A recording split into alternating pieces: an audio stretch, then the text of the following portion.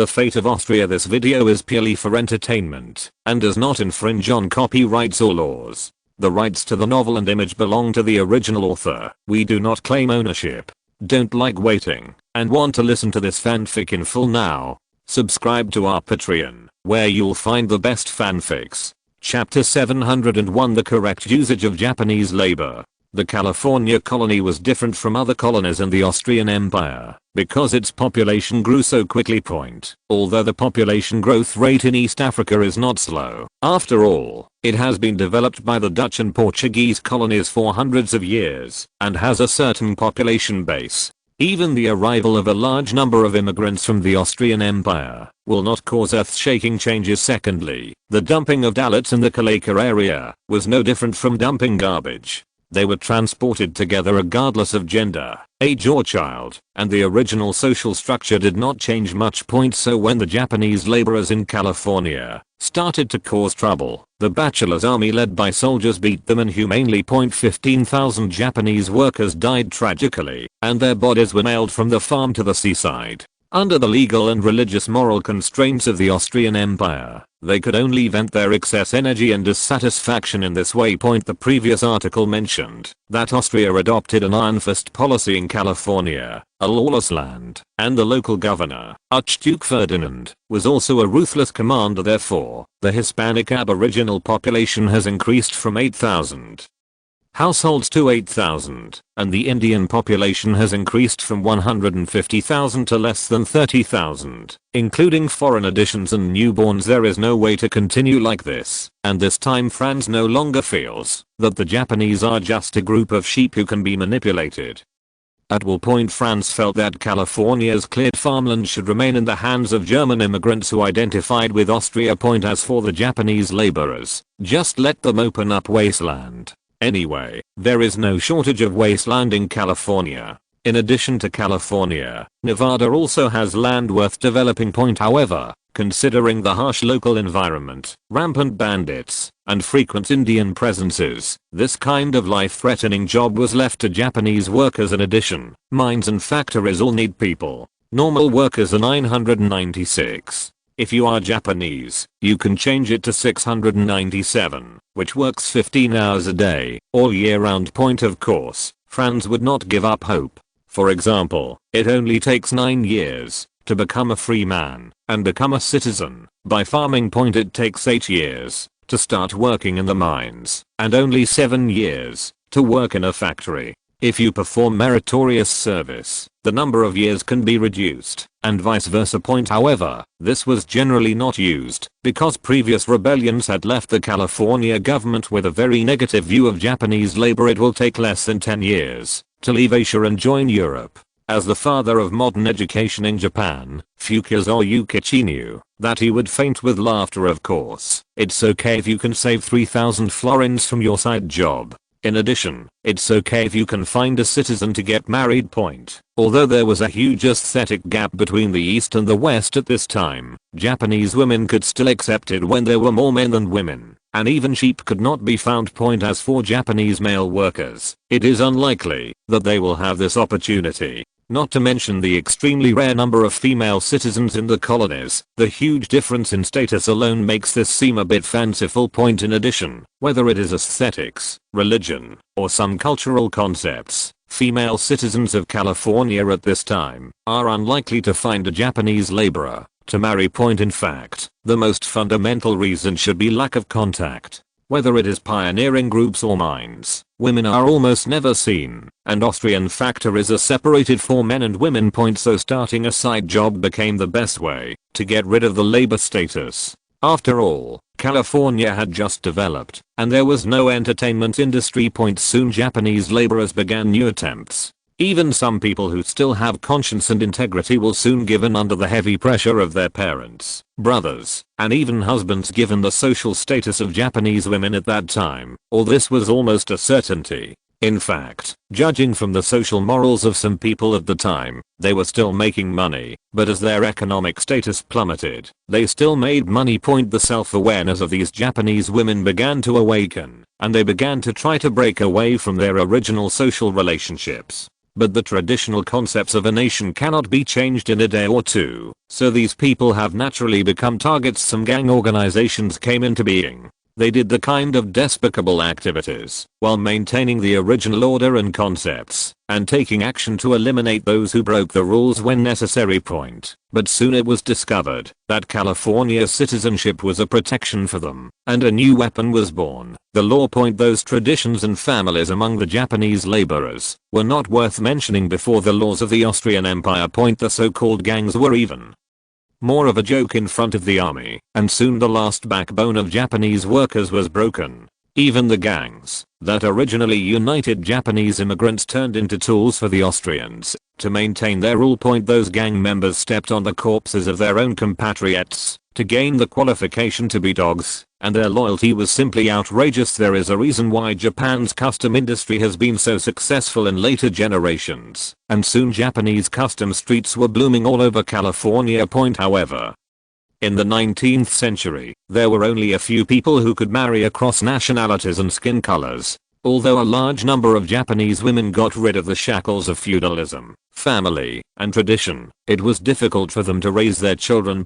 Except for a few, most chose to abandon their babies. Fortunately, the church has already informed these people in advance, and a nursery will take on the responsibility of raising them. Raised by the church and instilled with the idea of loyalty to the emperor and patriotism from an early age, these mixed-race abandoned children will be completely brainwashed into the most useful tools under the double poison. Franz will make good use of them. After all, life is precious. In fact, the people who can be used as Franz's chess pieces are the most outstanding ones, and can prove themselves. Most of them are just used as fuel to train. As for those Japanese women, it is difficult to live a lifetime of work unless they can integrate into the local society. Their ending will not be good. With the increase in the number of Japanese-style street stores and practitioners, the California colony finally ushered in a brief period of harmony. In fact, although the shogunate and the various feudal lords at that time would provide suitable age and healthy laborers as they promised, women's physical strength was worse than the inherent agricultural social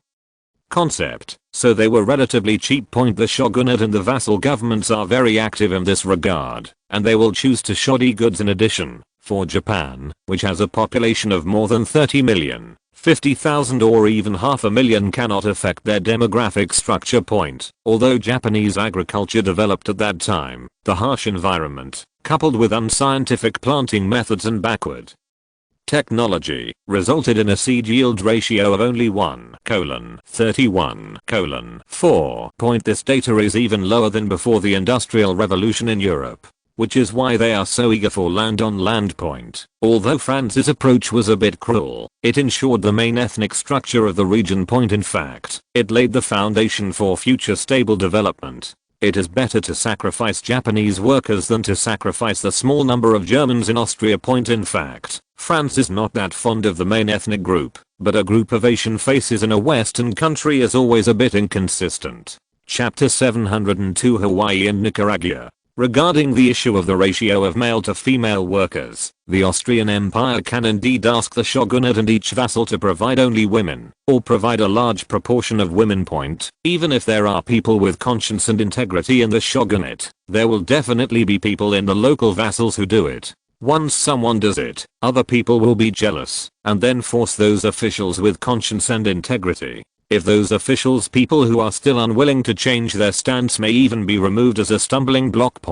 But this kind of thing exposes one's intention too obviously, and it is easy for others to manipulate it in reverse. And no one who reaches the pinnacle of power in any era is a fool. Franz can use technology, systems, and foresight to crush them, but if he wants to rely on pure IQ to suppress them, he must turn on the aura of reducing intelligence. At this time, the Austrian Empire and the shogunate were ostensibly allies, but in fact the latter was very clear about its position as a colony, vassal state. The first thing they have to do, after they become strong in the future, is to get rid of this relationship. In addition, the stereotype that Japan has been a vassal state of China from ancient times to the present is actually not completely correct. At least for the Qing dynasty, Japan only recognized it as a mutual trading country. As for what he studied, he still studied sinology and Chinese medicine, TCM. Even the information returned from the Qing dynasty was called Tang-style storytelling. In addition, Master Shi Quantudian also recognized the concept of mutual trade between countries, including Russia,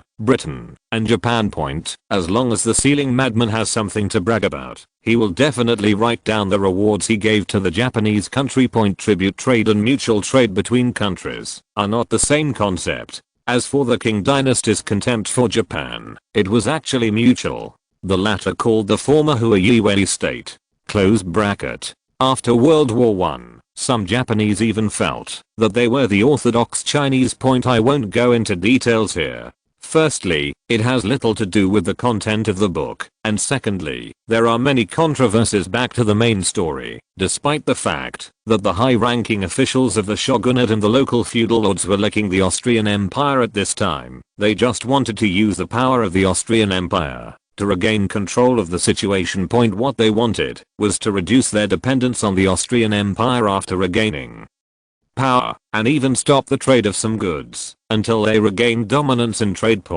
Rather than being discovered secretly and then secretly causing harm, it is better to openly let the other party discover this profitable bug. It is actually very easy to cause harm. You can get some sick individuals who are not easy to detect and mix them in. The possibility of detecting them is not high, based on the medical level at the time. In addition, the local chaos will soon spread to a large area, and so on. The Japanese have used many destructive tricks throughout history. On the contrary, if the shogunate and the various vassals discover this shortcut to make money, they will form an organization and spontaneously maintain their order. When spies from the shogunate and various vassals discovered this phenomenon, they quickly established special organizations to fish for gold in the colonies of the Austrian Empire. Another advantage of this is that you don't have to bear the infamy. After all, it is the industry of the Allies, and it is also a traditional Japanese custom. In short, the shogunate and the various vassals will find good excuses for Franz. In contrast, the life of Japanese laborers on Hawaii Island was much boring. They could only repeat the arduous work on the plantations day after day, and had to deal with the indigenous people who might appear at any time. The Omo United Development Company also promised these people that they would be free after 9 years of farming. However, the sparse population in the Hawaiian Islands did not give them many opportunities to engage in side jobs. The treatment of shellfish workers is better, but the risks are also high. However, with the arrival of Austrian diving equipment, the number of workers required has dropped significantly. Modern diving equipment cannot guarantee 100% safety. The diving equipment at that time was full of loopholes, and the probability of safety accidents was not low. In addition, in order to maintain the stability and security of the colony, the personal freedom and rights of Japanese workers will be greatly restricted. But fortunately they don't need to learn German, which means that, even if they want to learn, no one will teach them. Generally speaking, heavy physical labor makes it difficult for people to have other thoughts. There is plenty of food on the Hawaiian Islands, so it is a good thing that workers can have enough to eat. As for cash crops such as coffee and sugar on the islands, they can forget about it. In short, the Hawaiian Islands, with their beautiful scenery, pleasant climate, ample sunshine and white sandy beaches, are nothing more than an agricultural base at this time. However, even in this dark hell, according to Franz, the Japanese workers were very happy, especially when the whip fell. They found the feeling of home. The treatment in Hawaii is much better than that in their hometown. They can eat as much as they work. Thinking of the days when they could never have enough to eat, no matter how hard they worked, they were almost moved to tears. Officials of the Hawaiian colony also liked these workers, because compared to the local indigenous people who were always lazy and could not learn anything, the attitude and work efficiency of the Japanese workers were recognized. Although Franz did not ask officials in Hawaii to teach Japanese workers German, the latter proposed active learning. This spirit did impress some idealists. In fact, Franz's plan also provided Japanese workers with a salary, which the latter could use to purchase goods from the colonial government. Franz hoped to use this subtle method to attract a small group of smart people to learn German, which would be more conducive to cultivating scabs and creating internal antagonism. However, all this money was embezzled by colonial officials, and some scabs did not need to be trained. These people knew Dutch and began to compete for the position of foreman as soon as they got off the ship point. Because there were so many Japanese rapists who signed up, the governor of Hawaii had to hold a real sword fight to decide the candidate. After all, being a foreman also requires force point compared to laborers in California and Hawaii. The Japanese laborers going to Nicaragua had a much harder time. Point digging a canal has never been an easy task in history. Emperor Yang of the Sui dynasty dug the Grand Canal, which led to the death of the second generation of the Sui dynasty. King Wu Fuche dug the Handao ditch, and the country was destroyed and died. The founder of the Yuan dynasty, Kublai Khan, dug the Hushu River, and the national strength take a turn for the worse. Hushu refers to Hutang River and Tanghu River. It can be seen that canal digging is definitely a high-risk industry. But Emperor Yang of the Sui dynasty was also carried into the Net Temple because of the Grand Canal and became one of the 10 philosophers. King Wu Fuche was one of the 5 hegemons of the spring and autumn period. Kublai Khan at least did not subjugate his country. Historically, 120,000 Egyptian workers died when the Suez Canal was opened. And 30,000 people who worked through the Panama Canal never return home. In fact, the Panama Canal was repaired twice, but the specific death toll of the French cannot be verified. And the United States has always had reservations about the death toll. However, according to calculations, based on the tombstones of migrant workers collected by later generations, the actual death toll should be around 70,000. At this time, Panama still belonged to the Republic of Gran Colombia, and Britain, France, and the United States were all eyeing this area. So it was impossible for Austria to obtain the right to build the Panama Canal. As for occupying Panama, don't even think about it. The great powers are not fools, and any reckless move may become a reason for a joint encirclement and suppression.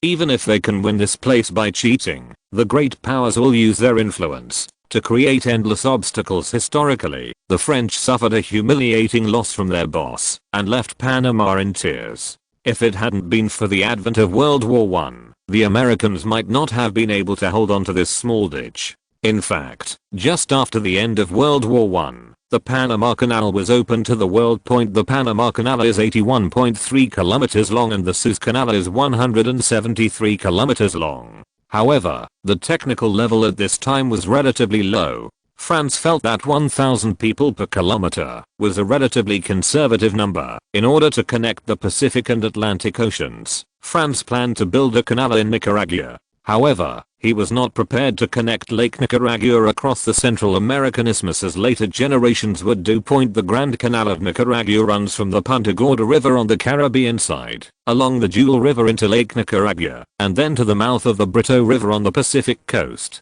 The total length is approximately 276 kilometers, which is 3 times the length of the Panama Canal. In the 19th century, this approach was tantamount to wishful thinking. France planned to use existing waterways. The St. Juan River had many rapids and could be navigable by shallow draft ships before the construction of the Panama Canal. This waterway was an important channel connecting the Caribbean Sea and the Pacific Ocean.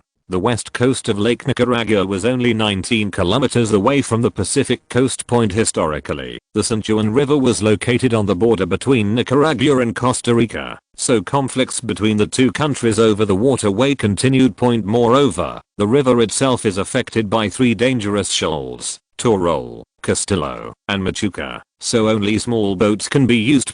However, at this time, both Nicaragua and Costa Rica had become colonies of the Austrian Empire, so there was no controversy.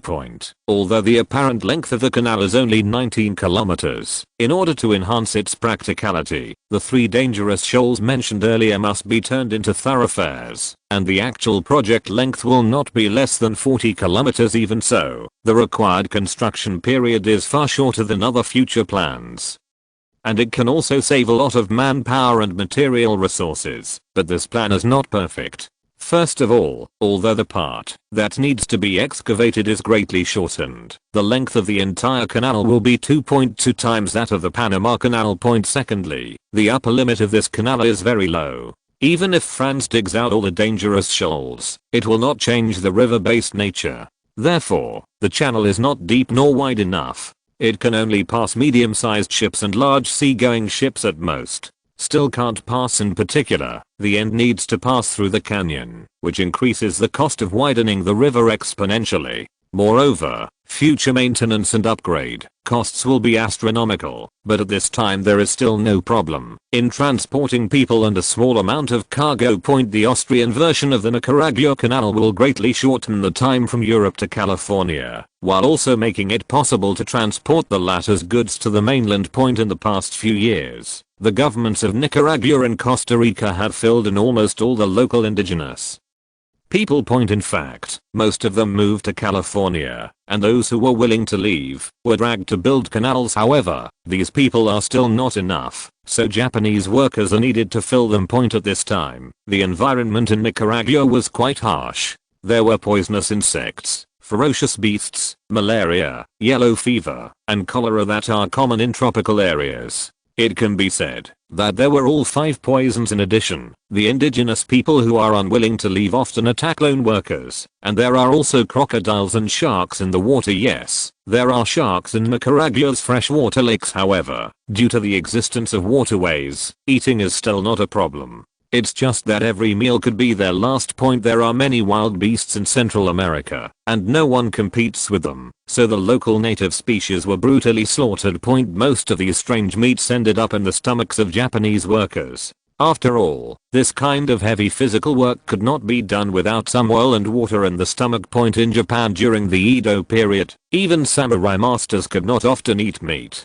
The vast majority of Japanese farmers may not be able to eat meat, except rat meat, several times a year. In fact, according to the shogunate's decree at the time, civilians were not eligible to eat pork or beef. The meat they should eat was bird meat and fish.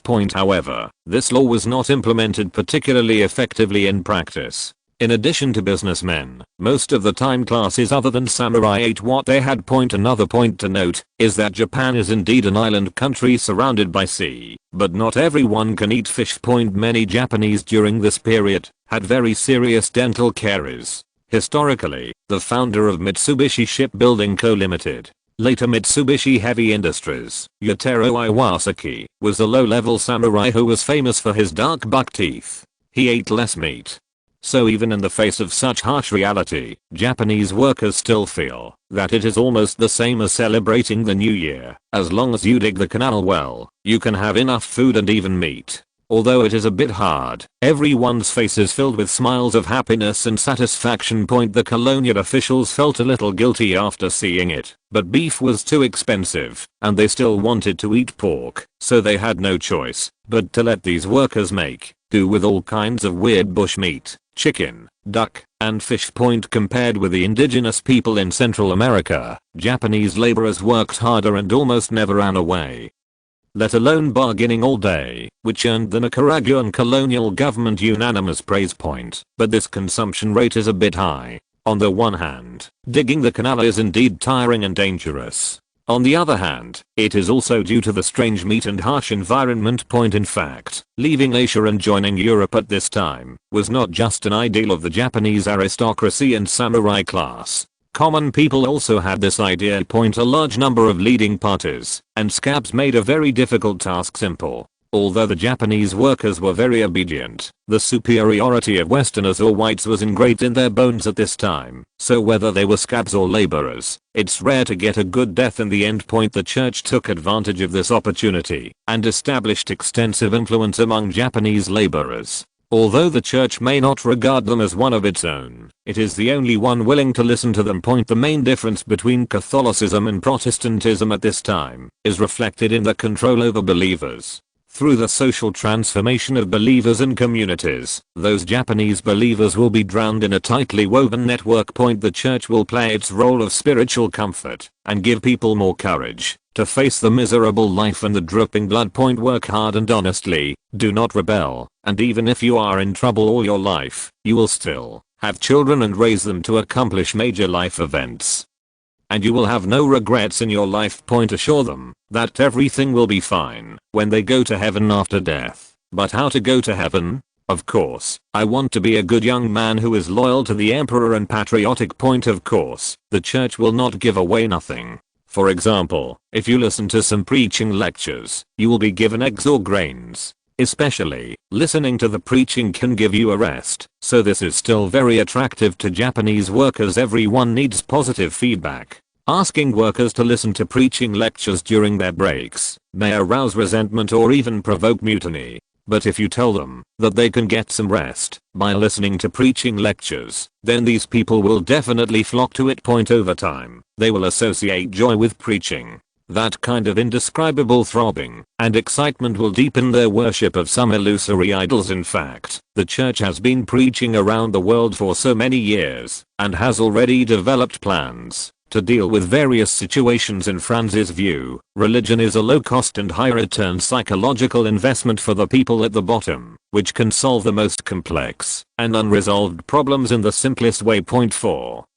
Franz, this is a double-edged sword, and he is always aware of this, so he uses it as well as defends against it. The Austrian version of the Nicaragua Canal route map has been sent to the group. In fact, I feel that my writing is okay, and I originally wanted to add an update today, but I found that I don't have the time now, so I can only say sorry at this time. Chapter 703, the Tsar's New Agreement. St. Petersburg, Winter Palace. The secret agreement to annex the free city of Krakow to the Austrian Empire was reconfirmed by the Tsar, and Nicholas I became aware that Russian refugees were fleeing to Galicia. After the envoy from the Austrian Empire left, the Tsar issued an order to block the Russian-Austrian border, based on the principle of I don't want it, and no one else wants it. In fact, the former Polish Governor General Paskiewicz knew the Tsar very well, and everything he did was in line with the Tsar's ideas. But as soon as the former governor left, his policies were thrown away like toilet paper. It would probably be summer before the news could be sent back to Warsaw from St. Petersburg. During this period, something happened that made Nicholas I very happy. That is, he finally mortgaged his freezer, Alaska, to the French, and obtained a loan of 200 million francs. This was far beyond the expectations of the Tsar himself. After all, the 200 million francs or something, he was just bluffing. However, Russian officials did not think that was a bluff. They only knew that they would be punished if they failed. Under the coercion and inducement of the Russians, Pierre Giscard knew very well that if he did not sign, he would most likely not be able to leave St. Petersburg alive. He is a French official and a businessman, so he understands the principle of choosing the lesser of two evils. So Pierre Giscard chose to protect himself and left the rest to the wisdom of future generations. Finally, Russia and France signed a new agreement. Russia mortgaged Alaska to France to obtain a 200 million franc loan. France paid 100 million francs upfront and then paid off the remaining 100 million francs within 3 years for a period of 8 years with an annual interest rate of 7%. At the same time, after the first batch of funds is received, France will obtain the right to develop all resources in Alaska. On the day when the loan expires, Russia must redeem all the buildings owned by the French merchants at the cost. This is the dividing line between not being prepared to pay back the money, since the news from St. Petersburg was delivered extremely slowly during the ice period. The new Polish Governor General Wimborowski was a romantic poet general, so there were inevitable stops and starts along the way. By coincidence, Poland was a particularly romantic land, and he was particularly lucky. So, when Betlavsky arrived in Warsaw, most of the refugees had already passed the Russian-Austrian border, and at this time Warsaw was also suffering from a severe cholera epidemic. There were sad looks everywhere. People dressed in black tried to avoid contact with each other, and no one even wanted to stop to say hello. The only lively place in the city is the coffin shop. Not only the families of the deceased need it, but many loving people also come to join in the fun. The bags under the eyes of the coffin shop owner's dead face were heavier, as if he had never slept. It was just that he would occasionally giggle after making a deal, which was creepy. Wembetrovsky's first impression of the city was not very good, and his good mood was wiped out on the road. Many big nobles sent him invitations to various balls and salons, and some small nobles, businessmen, and officers were waiting outside to see him. Wembetrovsky decided to do what the Tsar had told him first, which was to close the Russian-Austrian border to prevent the outflow of Russian property. However, the officials of Russian Poland were not efficient in their work. It took more than 20 days to reach the border, and it took another month to completely seal the border. At this time, Austria had received more than 700,000 refugees, of which more than 650,000 survived. Although these refugees speak a variety of languages, there are always one or two Austrian officials who can understand them. The first phase of the Transnistria River Improvement Project has been basically completed in 6 months. 180,000 hectares of the 2 million hectares have been developed, of which about 100,000 hectares have been cultivated. The newly developed land has missed the season.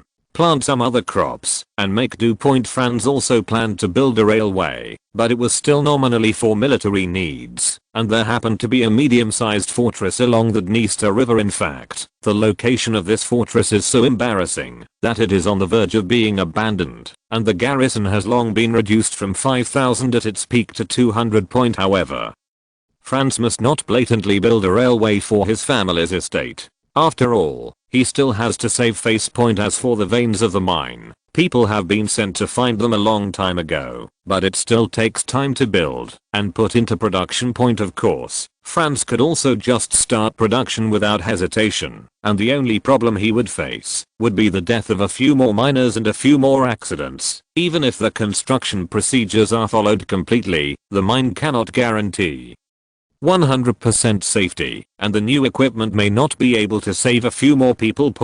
But Franz would not use this reason to comfort himself or deceive others. In fact, due to the introduction of new mine shafts, new safety lights, safety helmets, and more reliable machinery and equipment, mining accidents in Bohemia and northern Italy decreased by 72%.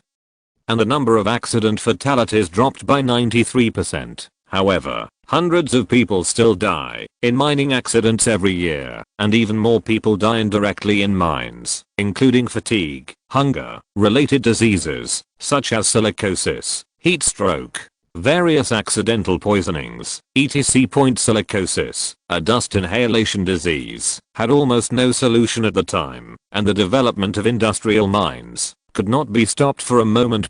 Franz could only give them more protection measures, wear masks, and splash water to absorb dust in the air. However, this measure is really not practical in the underground mining area at this time, and will instead cause more heat stroke. The space in the underground mine is small, and it is difficult to dissipate heat. A large number of people and machinery are constantly dissipating heat. Coupled with the humid air, the entire mine is like a steamer. Therefore, heat stroke is not uncommon in mines. Although exotic heat relieving drugs such as huaxiangzenki water have greatly reduced the mortality rate, it is still a very dangerous situation, and a little carelessness may cause irreparable consequences. Historically, European miners did not have any good measures to prevent heat stroke, and doctors did not care about the life and death of mud-legged people. The only way miners can think of is to go shirtless and drink water. Some old miners will carry 1 or 2 mint leaves with them, and if they feel unwell, they will put them in the water and take them.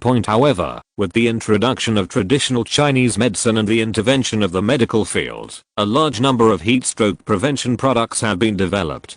Products such as huaxiangzenki water, isotis root, mint water, and lemonade are widely sold in mining areas. Among them, huaxiangzenki water has the best sales because of its alcoholic taste, and some special mining cultures have even evolved from it. There is no sunlight all year round under the mine, coupled with all kinds of messy toxic substances. The air circulation is difficult, germs multiply wildly, and some people with weak constitutions may even suffer from various symptoms of poisoning. There is nothing we can do about this at this time. We can only accumulate little by little and slowly study prevention and treatment measures. Although there are many various problems in the mines of the Austrian Empire, looking at the world at this time, it should be considered the safest and soundest. Chapter 704. Disaster is coming. The Russians suddenly closed the border. Some people breathed a sigh of relief and could finally relax. Some people felt sad because fate had tricked people. They originally had hope, but there was nothing they could do in front of the power at the national level. Some people were hysterical and hoped to save more people. The refugees struggled to survive and did everything they could. Some abandoned their parents, wives and children, and crossed the fence alone. Some struggled to throw their children over the fence and block the bayonets of the Tsarist Russian soldiers with their bodies. Many more were pushed, hoping to catch the last spot point. People were crowding and cursing crazily. All the ugliness was not enough to describe the greed of human nature at this moment, and all the beautiful words were not enough to describe the brilliance and greatness of humanity at this moment. Muskets, bayonets, and a heavy wooden door put an end to it all. The separation wall on the Russian-Austrian border was officially established, and Governor Wembetrovsky and Governor Stadion met at the border wall when facing the refugee flow. The Austrian side built a 1.5 meter high separation wall, but it was called a separation wall, but in fact it was just a row of fences at this time. Russia is preparing to build a 3-meter high separation wall to completely put an end to smuggling at the border and the outflow of people. After the meeting, when Betlovsky and Stadion exchanged simple greetings and some conventional diplomatic rhetoric. Although Wembetrovsky is here to cause trouble, Russia and Austria are allies after all, and necessary etiquette must be paid attention to. Mr.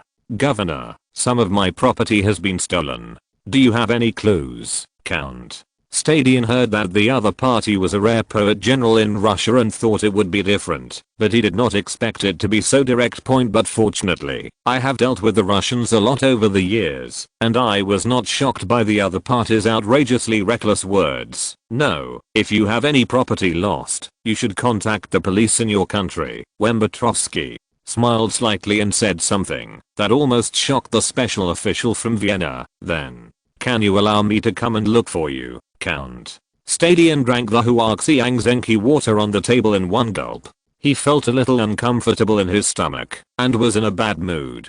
He didn't have much thought in playing riddles with the other party. If you come with your family, we are always welcome. But if others want to fish in troubled waters, they need to go through inspection. And I will also submit an application to Vienna. There are 100,000 troops in Greater Warsaw. What? A coincidence. The garrison of Galicia is also 100,000. The special official on the side was so frightened that he didn't know what to say. It was really terrifying that the two of them were so at war with each other in such an understatement. Nice to meet you. Me too. I'm going back to deal with some stinking garbage. Would you like to come take a look? Wembetrovsky shrugged his nose and made a look of disgust. Count Stadion waved his hand quickly. I've been having trouble with my stomach recently, so I'd better let the priests and reporters help you. As you know, the priests and reporters in our country are always idle and like to talk nonsense. This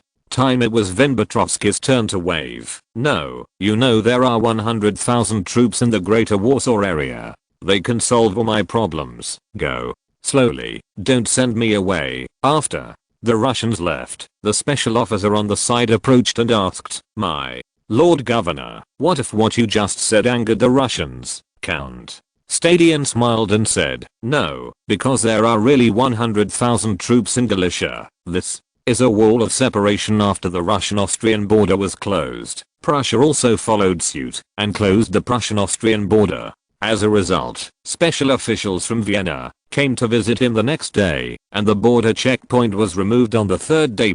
After all, we are all allies of the German customs union. If Austrian Galicia cannot be considered part of the German customs union, then agricultural products from the common Polish region must also pay additional tariffs. This hit the junker landowners so hard that King Prussia had to personally write a letter to explain to the Austrian Emperor Ferdinand I. Vienna, Hofburg Palace, "I want to eat meatballs."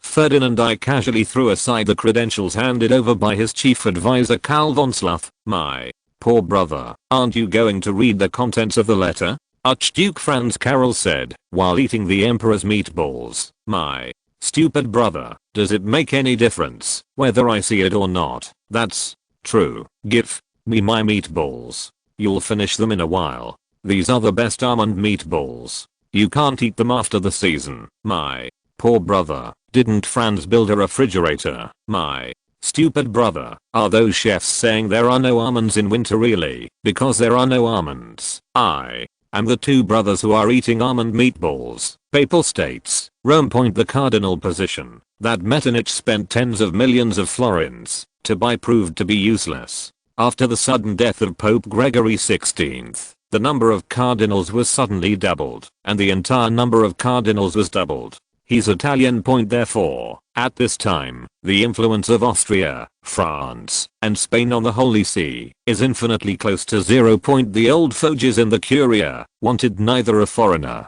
that is, a religion influenced or controlled by powers outside the papal state, nor a monk who was too clever. The monks refer to Gregory XVI and Archbishop Lambrusini. Both of them firmly controlled the power of the papal state during their lifetimes, and they were very good at calculating and making people feel like they were sitting on pins and needles at the same time. Some knowledgeable people within the church have realized the crisis. The papal state and the church must change, otherwise they will be submerged by the tide of the times. So a young man with no background and lack of experience in working in the power center of the Holy See, and who also claimed that he wanted to change the Holy See, fell into their sight. At this time, must fare. Pius IX was only 54 years old. In the eyes of the conservatives in the Holy See, must fare is just a young boy with no experience in the world of power in Rome. They can use their qualifications to influence him and cultivate him into a church that suits their wishes, eventually leading him to the right path. In fact, this decision will directly affect the entire Catholic world. Those self-righteous old fogies will soon regret their arrogance for the rest of their lives. All the previous disasters on the European continent heralded the birth of this devil. At the same time that masterful was crowned Pius IX, an earthquake occurred in the Mediterranean. That tsunami devastated coastal towns in Italy, killing thousands and destroying hundreds of ships. The end of that tsunami was a sudden cholera epidemic. At this time, the densely populated northern Italy became a hellish existence. As that tsunami destroyed a large amount of infrastructure, coupled with the sudden drop in living standards and chaos. What happened in London and Paris was also happening in northern Italy. It is not an exaggeration to say that there are mountains of corpses. What is even more frightening is that due to the existence of railways, the epidemic quickly spread throughout Austria. At the same time, African locusts crossed the sea and attacked Sicily, turning the beautiful legend into dry bones in the grave. Chapter 705 Adriatic Tsunami. On June 16, 1846, Pius IX became the new pope. Same day, Austrian Empire, Port of Venice. Benito Adams is a boatman. He is particularly irritable today because the boat parked on the shore keeps rocking. The good mood from last night's harvest had disappeared, replaced by rage caused by lack of sleep. Chilly. Damn it, don't let those little things jump around on the boat. Go and sell things for me. It's rare to get so much. If you get it in my hands, I'll beat your ass. No, one answered, but the boat kept rocking. Benito finally couldn't bear it anymore and stood up, ready to deal with the ungrateful woman. But when he got up, he found that his wife and children had already dragged their catch to set up a stall on the pier. Benito, who had nowhere to vent, had to take another sip of yellow soup and prepare to go back to sleep. With the arrival of the Sicilians, the lives of northern Italians were seriously affected. Originally, fishermen like Benito who owned boats could be considered a petty bourgeoisie. He usually goes fishing and occasionally takes a few guests to visit the water town. His wife and children work as beggars next to the monastery. He and his friends can drink in the tavern every day until they are drunk. Sicilians here generally refer to Italians outside northern Italy. At that time, many people had never even left their hometown, let alone visited other countries. But as the Austrian Empire opened itself up to trade, a massive influx of capital and immigrants, coupled with the establishment of several large shipyards, increased Venice's population sevenfold. This is a registered legal citizen. In fact, the customs at that time had no problem checking the goods, but the officials who checked the people were really not interested. What's more, the people above didn't want to check, so the officials below would naturally not find trouble. The large number of Sicilian ships overwhelmed the entire Venice. The technological innovation of the national shipyard caused the price of various civilian ships to plummet, including ultra-small fishing boats. As a result, Benito could catch fewer and fewer fish in the offshore. Later, it was difficult to catch too many fish even in farther seas. In the end, he could only go fishing in the distant sea when it was dark. His luck was extremely good last night. Fish and shrimps jumped into his net desperately. thinking that he would soon have money, he could go to the pub and have fun, and he couldn't help but chuckle. What Benito didn't know was that the water was turning white, and there was so much foam that one suspected that the washerwoman was wasting soap on purpose. At this time, the port of Venice has already undergone two small-scale expansions. In fact, it is not that it does not want large-scale expansion, but the upper limit of the port itself is too low to expand. This was one of the important reasons why Franz had to ask Friedrich to move the headquarters of the Austrian Imperial Navy to Trieste. However, the port of Venice was still booming at this time. Due to a series of economic and political reforms, the port had a second spring. Hundreds of boats compete for water in the crowded waterway. The porters on the dock are as densely packed as ants, loading and unloading goods from all over the world every day. The mountains of goods on the trestle make people sweat.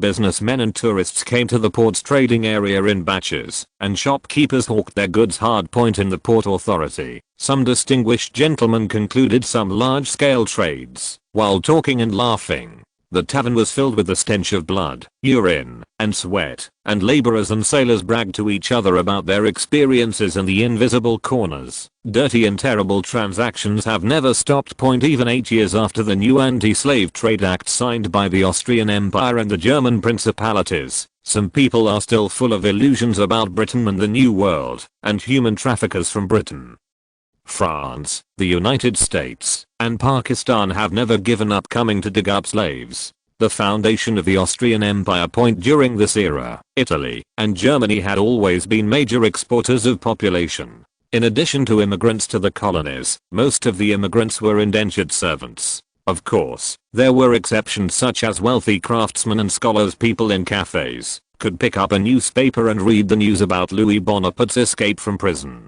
The Orleans dynasty tried their best to cover up this disastrous news, but reporters from other countries always got the information they wanted. One day in May, Louis Bonaparte escaped from prison, but various countries followed up and reported on the incident in order to disgust the French. Even now, the popularity of this news has not diminished. What's more, France hired a bunch of novelists to serialize them in newspapers, covering everything from detective, suspense, romance, and fantasy epics. Franz also used his spare time to write a 19th century version of the Holy Grail War, naturally located in Paris. The evil Napoleon family, even if those warriors die, they will be forced to work. While reading the serialized article, Mr. Bryan slammed the cup on the table. The coffee in the cup splashed everywhere, causing a burst of laughter from the people around him. But Paris is so scary. There are monsters fighting everywhere. I wonder if Bluebeard succeeded in sacrificing 999 children? And those ogres, werewolves, and masked clowns, can they be born in a peaceful place? The kingdom is so wonderful. People around him were also talking about it, but they did not think of themselves as heroes. Instead, they lamented that the people of Paris were so frightened that they were terrible. In fact, just a few years ago, gangs were rampant in northern Italy, and nobles, priests, and businessmen joined forces to prey on the people. However, with the development of the times, the arrival of officials and troops from the Austrian Empire made the law effective again. Although it was already another code, someone was finally able to restrain those unscrupulous guys. The French are so inhumane. Mr. Bryan, a port civil servant, slammed his cup on the table again. As a result, the entire cafe shook. Mr. Bryan felt it himself and quickly looked at his hands. I also a heroic spirit, but then more violent shaking began and screams sounded outside. A sharp whistle also came from the port. Ordinary people may not understand that this kind of long whistle is only emitted when a disaster of the level of an attack by a foreign warship occurs. Mr. Bryan has never heard it before as a port steward for 20 years. When the gentlemen in the cafe ran to the street, they found that some people were running away in all directions. Some were kneeling and prostrating and chanting unintelligible scriptures, and some even tried to run to the beach to drive away their boats. But most people, like Mr. Bryan, stared blankly at the approaching black wall. The black water overflowed over the dam, and the huge ships rose and fell like little yellow ducks in the bathtub. The strong currents rolled back the goods on the pier into the city like a flood.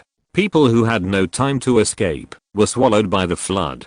People shouted and struggled, but these seemed so small and ridiculous in front of the coming wall of water. Chapter 706. Xinhuang takes office with three things in mind. When the water wall more than 10 meters high reached the shore, the wooden piles on the trestle seemed to be torn apart by giant beasts. However, that was just an appetizer for the ancient ferocious beast in front of him. It smashed the warning lighthouse with one slap and shattered the bridge with one bite. The huge warship was abandoned by it in the air and hit heavily on the newly built factory. Everywhere he passed were broken walls and ruins. The black ocean current swallowed up everything in front of it. Whether it was riding a horse or running, it was just a useless struggle point. When the people running in front looked back, the crowd had already disappeared, and they could only see the endless ocean current behind them. Benito was the one who ran at the front regardless of everything.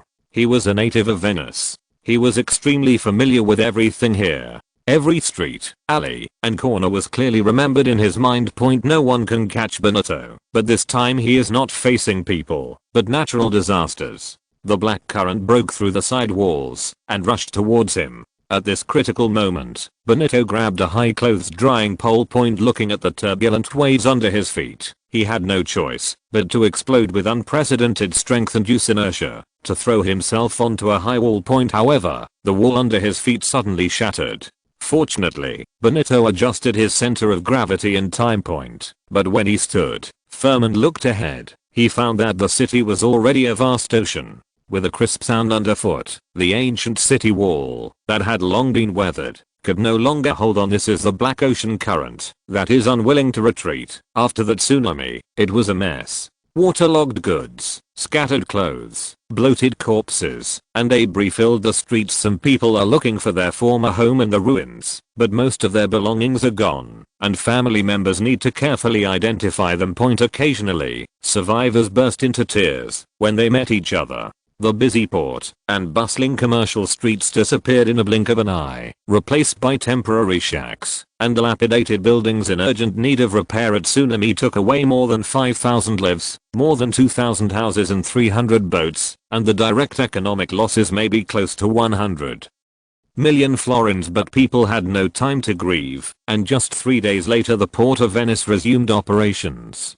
This is not because the Austrian Empire has strong reconstruction capabilities, but because the handling capacity of the coastline is too weak. The damage to Trieste was not that great. It was a military port, and due to the blocking of the terrain, the impact was not serious. The senior officials of the Austrian Empire still attach great importance to the tsunami that occurred in the Adriatic Sea, because after all, this is the only outlet for the Austrian Empire to the sea. However, at this time, Prime Minister Metternich had long been drowned in sorrow. The tens of millions of funds he had embezzled before were all in vain. The Pope actually went to see God with the Chief Secretary of State. And the positions of cardinals that he bought proved to be useless. Those old d-heads in the papal state had no shame at all. In their eyes, the Holy Law and the First Law were bullshit. Pius IX also proved his commitment with his own actions. The new Pope issued 3 consecutive edicts, which caused an uproar in Europe and the entire world. First, Pius IX required all bishops in France to come to the Vatican and pledge allegiance to him. Second, the Papal States would renegotiate tax rates with the Austrian Empire and require the latter to pay back the tithes owed over the years. Third, reorganize the Society of Jesus. This one was headed towards the Spanish Church. Father Claret, who was highly respected in the Spanish court at this time, was one of the Jesuit monks. The Jesuits in Spain were powerful and had absolute influence over the future queen. However, from the perspective of Pius IX, this should have been his own strength. At the same time, the Jesuits also had considerable influence in Spanish colonies and former colonies. As soon as these 3 edicts came out, the 3 major Catholic powers began to have headaches. The biggest headache among them is the Austrian Empire. After all, Austria theoretically has a veto power on the election of the Pope. This right was actually inherited from the Holy Roman Empire, but Metternich felt that it was not to that extent at all, and even wanted to sell Pius IX a favor as a result. What this liberal Pope did was simply unreasonable. Just last night, the Papal States emissary was even prepared to discuss the issue of abolition of the secret agreement between the 2 countries. This has completely exceeded Prince Metternich's bottom line. The Pope's emissary was already a guest at the bottom of the Danube River once the new Pope tears up the secret agreement and abolishes the defense agreement with the Austrian Empire. All the investments in the Papal States over the years will be in vain. It was like a knife was stabbed in Metternich's heart, and then it was stabbed hard, which made him feel extremely angry. And everything actually came from an unknown little person, which made Prince Metternich feel a sense of shame. Being plotted by the Lamé Talleyrand, Cunning, and Palmerston, he was defeated by the strong and conspirators, and Pius IX was obviously a political novice, an insignificant little bishop, a ridiculous and arrogant tick. How dare he? What? Metternich said, unintentionally surprised himself. Prime Minister, do you want to take a rest first? Anyway, what we are talking about right now is just trivial matters. No matter how big the splash is, Venice is still in our hands, isn't it, Count? Karlarov was not interested in Metternich's Italian strategy, and he was still unhappy that the empire had suffered such heavy losses facing the cynicism of his old rival. Prince Metternich calmed down. He did not want to admit it, but the colonial plan led by France had huge benefits for the Austrian Empire. It is precisely because of the continuous flow of materials from the colonies that the industry of the Austrian Empire has been able to form a crushing advantage over Germany and Italy. At the same time, Austria also shoulders the important task of resisting the invasion of foreign goods. Once maritime trade is cut off, the entire Austrian Empire and even the entire German Confederation will be affected. Therefore, the Regent Council immediately approved the aid plan for ports such as Venice and Trieste. However, what they did not expect was that tsunami was not the whole disaster. After that tsunami, cholera came unexpectedly, and France was still in the north to guard against it. The cholera epidemic spread rapidly in Italy and quickly spread through the railways throughout the Austrian Empire. Faced with the overwhelming reports of cholera, senior officials in Vienna finally exploded. Because according to the previous experience of other countries, each report may herald 1 to 2 deaths at the same time. The top brass of the Polish nationalist army gathered again in Krakow. This is really a God-given opportunity. Now that the Austrian Empire, Prussia, and Russia are too busy to take care of themselves, this is a good opportunity for us to take action. Landry Prome has been in Paris. He knows how terrible the plague is, so he firmly believes that Russia, Prussia, and Austria have no power to fight anymore. Chapter 707 Delayed Passion. The blood of young people is always warm, especially those who have not experienced the tragedy in Warsaw 16 years ago. In fact, 3 of the 4 major restoration organizations in Poland did not support the uprising at this time because the previous uprising was exposed and their organizations had been damaged. However, the Polish Nationalist Army, whose main force was distributed in other European countries, disagreed because they urgently needed an uprising to prove their worth. War. Young people are already excited, especially the young nobles who have just lost their land in Russia and Prussia. They feel that Russia and Prussia are powerful empires that are difficult to defeat, while the Austrian Empire looks quite weak and vulnerable. In fact, some Polish restorers have already entered Galicia with the refugee team, and there are a lot of people in the refugee camps who are dissatisfied with reality, and they can ignite a raging fire with just a little use. Landry Prome has already negotiated with the great nobles, but at this time there is still a lack of someone who can make the final decision. General Bem became the key to launching an uprising. Although this old general, 51 years old, also participated in the Polish uprising that year, the entire war did not leave him with too many unpleasant memories. On the contrary, it was because of that war that Bem, a little-known artillery warrant officer, became a popular national hero. Whether in Paris or London, the name Bem is definitely well known in Poland. Even the martyrs and planners who died are not as famous as him. At this time, most of the restorers who had participated in the Polish uprising were opposed to this unnecessary sacrifice, but as a symbol of Polish military courage, how could Bem shrink back? As Polish soldiers, we must have backbone. We are not afraid of bloodshed, death, and we are not afraid of the bastards of the Holy Alliance. Long live General Bem! Long live General Bem! The surrounding militant factions all cheered, but Landry Prome's smile froze on his face. Historically, BEM did not catch up with the uprising in Krakow, because its reputation was too high. At this time, Wielioszewski glanced at Landry Promy, who clenched the handle even more tightly. In fact, the nobles of Galicia also want to imitate Hungary. If they can obtain the same privileges, even half of them, the worth of all Polish nobles will at least increase several levels. Moreover, not long ago, France sent a military expenditure to the Polish Restoration Army, and the money from the sale of land could be used to attack the Austrian Empire. In the eyes of most Polish nobles, the success or failure of this uprising was not important at all. They just wanted to prove their strength in front of the Habsburg family and the Austrians, and then obtain the corresponding status. Similarly, the Polish Nationalist Army did not care whether the uprising could succeed. All they did was just to show for their sponsors, the Polish People's Union of Two Brothers, Edward Dębowski and Henryk Kamiński, announced their withdrawal from this unintended operation. But no one cared. Because the uprising itself is not important, there must be an uprising. The priest Peter Szygany, who was born as a serf, expressed strong opposition. Because he often used his priesthood to travel around the countryside, he knew better than anyone else that the serfs did not care about the country at all. They only cared about who they could eat with. Full meal. The reputation of Polish aristocrats is obviously worse than that of Russians. As a representative of the Polish Peasants' Union, Peter Szygany often has to scold his allies first, in order to attract people to join the union. However, the priest's background was too low, and the so-called Peasants' Alliance did not have much power, and their ideas were not in line with the interests of the Polish Restoration Army and the king-electing assembly.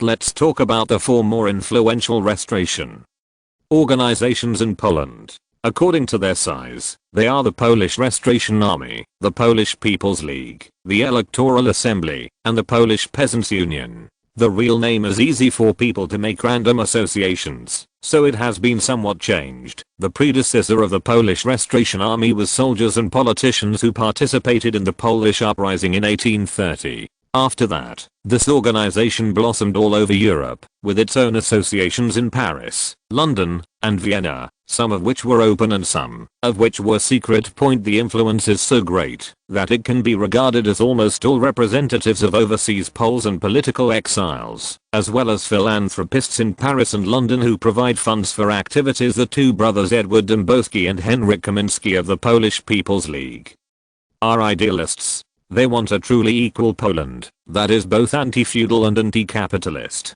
They are prepared to use people's war to realize very lofty and great ideals. However, their thoughts and actions were too advanced, and they were regarded as their competitors by Landry Promy. In the end, the Polish People's League disappeared in the long river of history. The King's Electing Assembly represents the traditional nobles of Poland and some of the invited upstarts from Krakow. Although they suffered heavy losses after the fall of Poland, they still have considerable influence and strength. Especially in Galicia, the Austrian Empire did not suppress the old Polish nobility, but instead tried to win over them. Therefore, their strength did not decrease but increased, and they were the main force in the king-electing council at this time. Galicia was once the poorest and most backward region of Poland, and the nobility here was equally weak. However, the Austrian Empire's policy of co-optation did not play the role imagined by the empire's top officials. After being initially moved, the old Polish nobility began to seek to obtain the same status as the Hungarians. The last Polish Peasants' Union actually does not belong to the same level as the above three organizations, but the priest Peter Szygany is still very capable of piecing the pie. He claims that he has 3 million believers and can convince 1.8 million the serfs were armed. Generally speaking, it is impossible for anyone to believe this kind of nonsense, but it doesn't matter how many people attend the meeting, as long as they can strengthen their momentum. As a result, Father Peter Szygany also became one of the four great kings of the restoration of the country. But in fact his opinions could not influence anyone, because all the senior officials knew that he was just a polished commander. Although everyone was furious, and although everyone knew that this was the best time, the uprising was still postponed to September, because the landowners felt that it was better to harvest the wheat before harvesting. The battle against Russia could last for a year. Warsaw Uprising, so it could last at least a few years against the Austrian Empire in Krakow. Most Poles are still very optimistic about the prospects of this uprising. After all, Austria does not seem to be as brutal as Russia. In fact, many smart people are also waiting for the moment when the Austrian medical system collapses. After all, cholera will destroy the local order and paralyze its economy and administration wherever it goes. But this time they may be disappointed, because France transformed the Austrian Empire's health system in advance. As long as the original infrastructure is not damaged, it will not provide an environment for the spread of cholera epidemics. With the exception of Venice, there were no major cholera outbreaks in other cities in the Austrian Empire. If you're listening to this novel on a channel other than Fanfic World, it means they downloaded and uploaded it without effort. We cordially invite you to visit our channel, Mundo Fanfic Novelos. There you'll find the original version of this story and you can explore many other novels of various genres. We're waiting for you to immerse yourself in a world of incredible novels. Chapter 708, The Performance of Pius IX. Although the Austrian Empire escaped the disaster, the German Confederation suffered, because almost no country in this era would spend money to develop a public health system. However, the world began to become scary at some point. African locusts crossed the Mediterranean Sea and ate up Sicily. Before Franz had time to feel sad, intelligence came that the locusts were heading north, as if they were rushing to attend the Pope's coronation ceremony. Where hundreds of billions of desert locusts passed by, there was almost no grass growing. A large swarm of migratory locusts devoured an entire field within a few hours. After landing. There were no pesticides at that time, so we could only use the most primitive methods, smashing with shovels and burning with fire. But the effect was not very satisfactory, or had almost no effect. Since ancient times, people have always liked to ask immortals and Buddhas when faced with difficult or difficult to solve problems.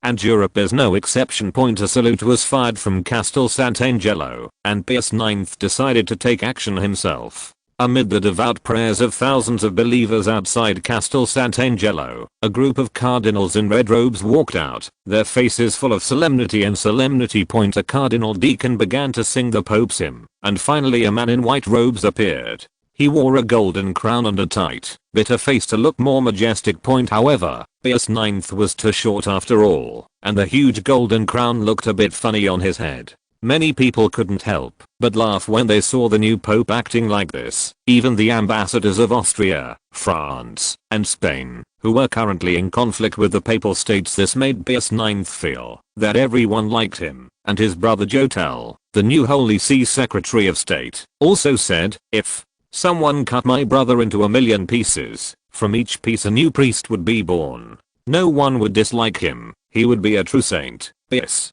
IX raised his hands confidently and blessed the believers with a strong and clear voice. "My blessings to you and your families." This is about 2 hours of formalistic performance. After a series of red tape, the 54-year-old new Pope was already out of breath. After all, it is not easy to wear such heavy clothes in such hot weather. In fact, the holy garment of Pius IX was made of gold and silver threads, and was not light in weight. "Heavenly Father, you once said that when the poor and needy seek you, you will answer them. You are rich in mercy and grace, and you will not abandon them." The locust disaster in southern Italy is serious and people's crops are disappearing. We ask for your help to drive away all the locusts who lift up the world as if it were a very small thing, and your power is inexhaustible. You sustain us by your almighty power and keep us alive.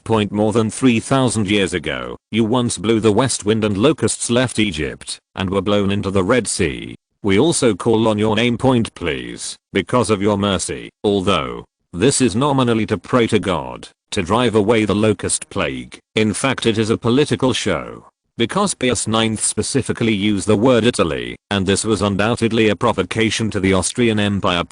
And he did not even spare France, Spain, and Russia, and even insinuated that the Tsar's expulsion of the Jews was the root cause of the locust plague. If disobedience to the Pope, God's representative on earth, continues, disaster will come. But let alone Russia, an Orthodox Christian country, the diplomats of Austria, France and Spain were not intimidated. Not to mention that it was the Russians who committed the evil. So why was it the Apennine Peninsula that suffered? And the Austrian Empire has been working hard to make people forget the word Italy and turn it into a geographical noun point, but at this time Pius IX specifically used the word Italy, and the signal he sent would excite all Italian nationalists. However, almost all cardinals are regretting it, because a series of crazy behaviors of Pius IX caused Austria, France, and Spain to stop bribing them. Especially the Austrian Empire, which was the main enemy. Prince Metternich changed his previous attitude and asked the secret police to thoroughly investigate the properties of the bishops in the German Confederation. As the Prime Minister of the Austrian Empire, Metternich did have this right. Even without Franz's reforms, Austria historically had a great influence in the German Confederation, and could even go directly to arrest people from universities and other countries. In the eyes of the police, college students at that time were all hens that could lay golden eggs. Most of the former were inexperienced in the world, and generally speaking, their families were well off. After all, college tuition was not low at that time point, and no matter how impressive his background is, he cannot get away with it if he is associated with revolution and rebellion. As we all know, the German police and the British chef have always been the standard in hell. The police of the German Confederacy may not be good at fighting crime, but they are definitely masters of extortion. Especially those bishops who are usually sanctimonious. Who doesn't have a few mistresses and hundreds of pounds of gold at home? If looks could kill, Pius IX would have been cut into pieces by the bishops. The ambassadors of France and Spain are also very helpless. French Ambassador Pellegrino Rossi is 59 years old. I think our new pope is a little naive. He actually wants the French church to be loyal to him. Who does he think he is? Robespierre, Spanish. Ambassador Hernando Philly was also helpless. Although he hated the priests in the country, if the Pope in front of him was to regain control of the Jesuits, it would be better to disband this illegal organization directly. In fact, the Society of Jesus was forcibly expelled and disbanded by many countries. After the execution of the king during the French Revolution, the French government did require the priests to re-loyalty to the country. Robespierre promulgated the civil organization law of the priests, and also created a series of horrific tragedies. But compared with the entire Jacobin reign of terror, the plight of the clergy is nothing to mention. Hernando Philly sighed. Who knows? It feels like the whole world is not peaceful, with famine and war everywhere. The Pope in front of me is so special. Looking at the attitude of the Austrians, I'm afraid that in a few months the Austrian army will march directly into Rome and replace the Pope. Historically, the Holy Roman Empire has interfered in the affairs of the Papal States many times over a long period of time, and its one-vote veto power on the election of the Pope is not enough. Because of piety. French Ambassador Pellegrino Rossi, I would rather have a fight between the Austrians and the Papal States, so that we would have reason to interfere in the affairs of the Papal States at the same time. Catholics around the world are called on to attack them. Moreover, this is not an internal matter of Germany. I think the German Confederation will not interfere in this matter. In fact, at this time, officials in France and Spain had a fantasy that one day in the future, the two countries could be united. Most of the Spanish nobles spoke French, which was very common in the upper class at that time, so a change of owner in Spain would not have much impact on their interests. Chapter 709 Unexpected additional update. Pius IX's dewarming ritual was still going on, but he felt that the sky seemed to be getting darker. Others present also felt this, and they all looked up to see the dark swarm of insects blocking the way of the sun in the sky. At this time, Pius IX couldn't help but shrink his pupils. In fact, in order to ensure that no accidents occurred, he clearly ordered the surrounding farmland to be burned and used a scorched earth policy to stop the insect swarm. However, Pius IX ignored one point. Locusts were not humans, and their marching speed was far faster than humans. Locusts can fly at a speed of 10 km per hour, and can fly continuously for 3 days. That is, they can fly about 720 km in one flight.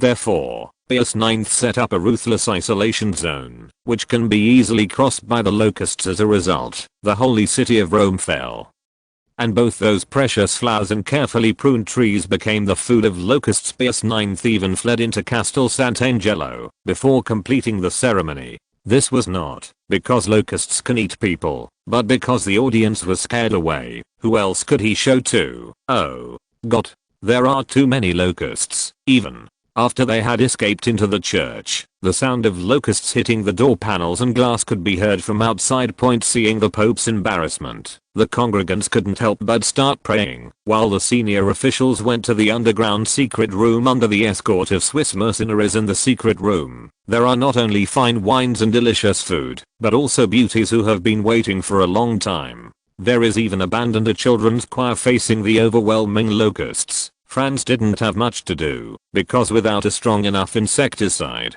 pyrethrum was actually not enough. So all Franz can think of is chicken soldiers and duck generals. There are not many ducks in Europe, but chickens are easy to find. Franz himself owned many chicken farms, and was the largest chicken farmer in the Austrian Empire. At this time, Franz didn't care whether it was laying hens or broiler chickens, and directly shipped 1 million chickens to northern Italy to fight the locusts. After all, the story of chicken soldiers and duck generals has not only been passed down for thousands of years, but is even still used in modern times. And not only can it eliminate locusts, but it can also fatten chickens and ducks and sell them for money. Those high protein chickens and ducks cannot usually eat them. However, the quacking and killing that Franz expected did not actually happen. The ducks were extremely powerless in the face of this large desert locust, and were even frightened, and ran around. The locusts living in the eastern grasslands are not the same species as the African migratory locusts they are facing at this time.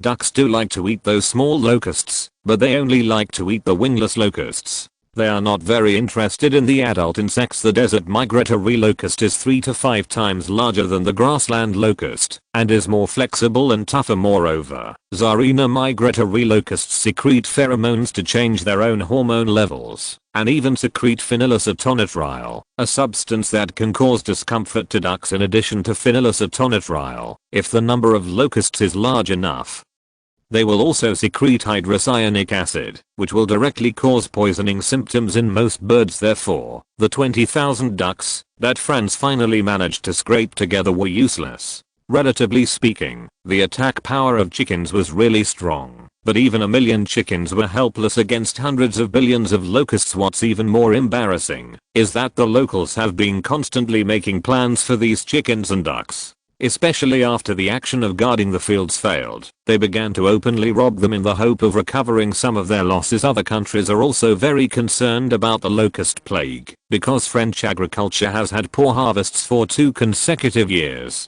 If there is another locust plague this time, they will have to import food from the United States. Spain is also facing a similar situation, even worse than that of France. After all, the French have colonies and money. But the Spanish government is really poor. If locusts come, they can only catch as many locusts as possible and reserve them for the winter. Northern Italy has always been an important grain producing area of the Austrian Empire. After the locust plague, the production reduction reached an exaggerated degree. Vienna, Regency Council, damn it. Not only do we have to deal with tons of locusts, we also have to deal with tons of Italians, too. Many things happened this year, and Count Karlarov obviously felt the pressure as finance minister. The Poles and refugee problems in the north, the ubiquitous cholera and crime, the border friction and the Swiss in the west, the Slavs in the east, the tsunami and locusts in the south, and the most difficult one, the Pope.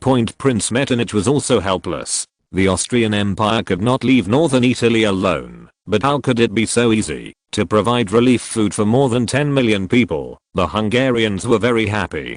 Kossuth published an article in the newspaper calling for not selling a grain of grain to Austria and starving these German villains to death.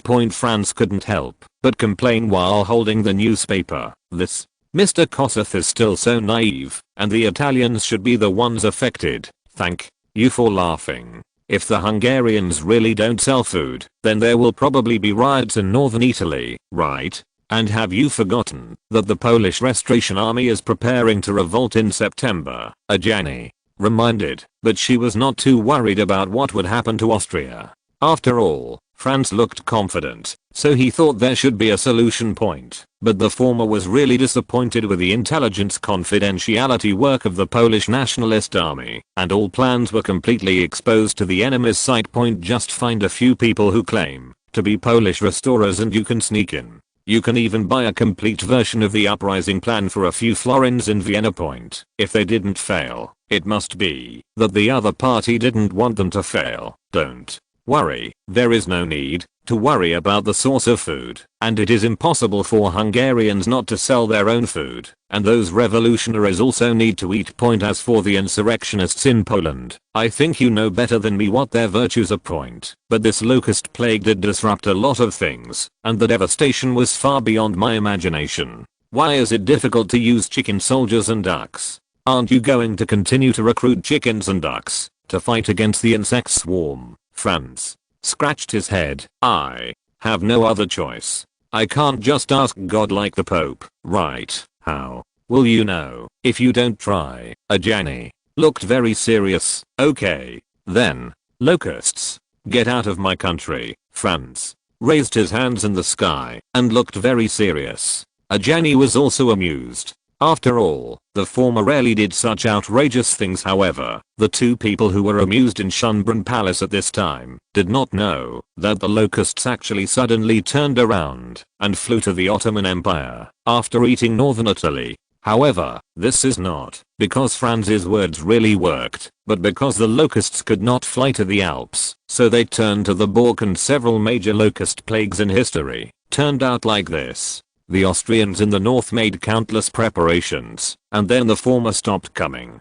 Chapter 710. Going their separate ways. Vienna, Schönbrunn Palace. Point. Despite frequent disasters, despite the presence of powerful enemies, and despite the lingering conspiracies and evils, Schönbrunn Palace is still spring-like all year round. Point. A seal occupied the kennel and was sleeping. A group of antelopes not only drank up the water in the water tank next to the kennel, but also targeted the dog food in the rice bowl. Point. No matter how good-tempered Ludwig, Mrs. Sophie St. Bernard, was, he couldn't help but protest why seals sleep on land and herbivores eat dog food. Woof, woof. Just after Ludwig called twice, he disturbed the orc who was passing by. The latter rushed over and bit the former's butt. Point. Ludwig, who was bitten, could only whimper and run away. Lakshmi Pei and little Maria each rode their own ponies and ran wildly inside and outside the palace. Although they were running wildly, they were not actually very fast, but occasionally they would smash some equipment and scare some palace residents. As they grow older, Franz's friends have grown up. Although they are still in the same position, their play has become more and more excessive. Point. If they were not in Schönbrunn Palace, they would be even more unscrupulous, and hunting on horseback would not satisfy them at all. Point. In fact, the family behind them was also dissatisfied with their desires. Franz was about to come of age, and many people speculated that he might serve as deputy king in Tyrol and concurrently serve as colonial minister. In fact, the Austrian Empire itself did not have the position of colonial secretary. Later, when colonies were established, the war secretary also held the post. Point. However, Count Latter, who served as Minister of War, knew nothing about overseas colonization, and handed over this power to the Navy. Point. Friedrich, as Admiral of the Navy, also showed no interest in this, and gave up the position to Franz. Then as the colonies of the Austrian Empire grew stronger and stronger, Franz's power became more and more powerful. And he had more and more oil and water. The heads of the major families are not fools, and it will be time for them to prove their worth when Franz leaves Vienna. Point. Therefore, it is very necessary to find a good job for the future important members of the family, or the next generation of patriarchs. California and Namibia are undoubtedly the two most lucrative places, but the dangers are also self-evident, with officials dying almost every year. A gentleman does not stand under a dangerous wall, let alone these proud men. Some of the small and medium-sized nobles who were ready to side with Franz had already begun to move to the Tyrol region. Point. The thinking of this group of people is that His Majesty Ferdinand I was in his prime and could continue to be emperor for at least another 10 or 20 years. This means that Franz will have to stay in Tyrol for at least 10 or 20 years. During this period, he will need to be familiar with government affairs, and he will definitely need some capable helpers, so betting at this time is the wisest choice. After all, in 10 or 20 years, as long as you are not too stupid, you can become familiar with it. Point in the Austrian Empire under the conferment system. It is very meaningful to be familiar with the future emperor at this time. Austria had both a conferment system and an examination system, but there would be an interview anyway. Some minor officials could be promoted with money and face, but senior officials could only be appointed by the emperor himself. Franz would be a good emperor in the future, and few in the Austrian Empire at this time doubted this. This is mainly due to the overwhelming publicity and momentum. The government, church, media, especially the bottom people prefer the legends of heroes and emperors, the middle people talk about the law, and the top people mostly only talk about interests. Historically, Franz's popularity was very high. This was partly due to the special nature of the current Emperor Ferdinand I. People felt that it could not be worse. There is a difference at this time. People are not looking for a less bad thing from the worst things, but they really know what is powerful and excellent.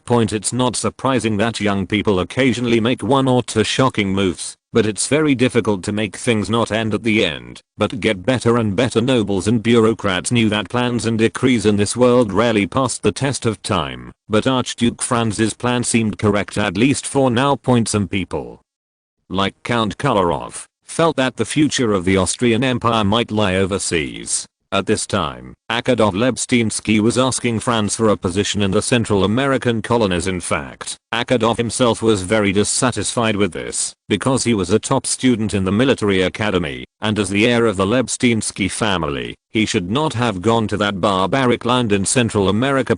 Especially when Richard Metternich wanted to take over Franz's business in Vienna. In Akadov's mind, this was a timely help, and Franz's business in Vienna was better than a local governor. The most important thing is that Akadov feels that even Richard Metternich dares to accept him, and he is not afraid of death, so why can't he accept it? Of course, Count Korolev knew that Franz's business in Vienna was huge, but it was also very dangerous, and the former felt that his eldest grandson did not have the ability to take over this hot potato. In addition, Count Korolev did not think that the so-called wild land in Central America was unimportant. As the Minister of Finance, he was very aware of the flow of funds. This less dazzling colony at this time received the most investment. When you open the map, you will know that this is a battleground for military strategists, but at this time, the vast majority of people in the world are focusing their attention on Europe and Asia. But in fact, the economic and strategic status of the Americas is constantly rising, and facts have proved that the Anglo-Saxons simply cannot defend their back garden. As an old rival of the French, the Austrian Empire naturally could not be content to lag behind. In fact, the Austrian military has always had a plan. That is, when the French invade Mexico or California, the main force of the Austrian army will cross the Rhine River and fight them directly on the European continent. As for why we crossed the Rhine River instead of passing through the Swiss mountains or the Kingdom of Sardinia, Austria and France attacking each other across the Swiss mountains could only exist in the Middle Ages, because the local transportation was too inconvenient, and there was no way to pass a sufficient number of troops. It was also very difficult to maintain supplies in the increasingly large-scale modern wars. This is simply a sign of seeking death. The French want to start war directly in Italy through the Kingdom of Sardinia. The question is the Kingdom of Sardinia, which was destroyed once by Napoleon, still willing to believe in the former? In fact, since the 16th century, the competition for building fortresses on the Franco-Saharan border has never stopped. In fact, both the Austrians and the French hope to bring the war to the other side's homeland, and this must go through the Kingdom of Sardinia, but the latter will obviously not agree. Because once the border is opened, the greatest possibility is that France and Austria will start fighting directly on the land of the Kingdom of Sardinia. Moreover, it is easy to invite gods, but difficult to send them away. These two great gods will not leave the Kingdom of Sardinia until they are reduced to a scorched earth. Chapter 711, Going Their Separate Ways. The Kingdom of Sardinia can only choose to be a neutral country that does not help the two parties, or bet all on one party. As for crossing the Rhine, this has many benefits. After all, it can bring the entire German Confederation into trouble.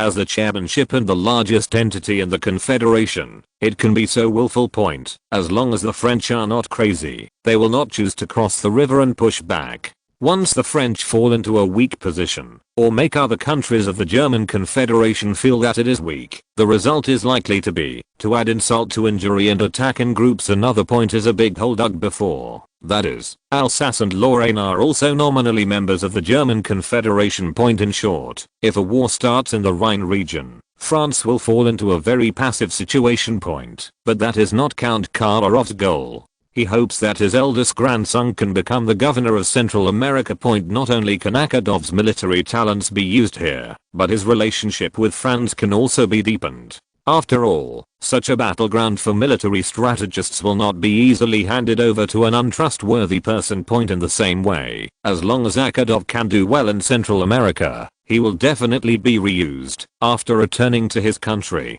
Even if he is unable to return to his country, he will still be a frontier official in the future, and the Lebestinsky family will also benefit from this. In fact, Franz was a little surprised by Akadov Lebestinsky's request. As the eldest grandson of a big family, the starting point for an assistant governor was not low. Point. However, colonial officials and domestic officials are not at the same level at all, and in this era, Austria, whether it is the noble or official generation, will not choose to go abroad. Does the position of assistant governor make you feel aggrieved? Franz felt a rare feeling of guilt. After all, the assistant governor in this era was not as high-ranking as he thought. Point. A governor usually has many assistants, and whether they are businessmen, captains, or even some of the most ordinary patrol officers, they may be appointed as assistants to the governor. Of course, Akadov also holds the position of supervisor and can report directly to Franz. The former's actual power is not small. Although Akadov said this as a young man, he was still a little unconvinced. Franz naturally recognized this expression, which was the look of a child who was dissatisfied and helpless with the arrangements of his elders. This actually made Franz look at Count Karloff with admiration. As for what Akadov can do, it all depends on him. Point. Central America was actually important to both this time and future strategy, and Franz was not going to leave it in the hands of an incompetent man. Point. In comparison, Prince Metternich's ambition and appetite were much greater. Franz's property in Vienna was very complex, but because of this he was able to accumulate quite a wide range of contacts. Metternich, who has been in the diplomatic field all his life, knows better than anyone that the so-called connections are the exchange of interests.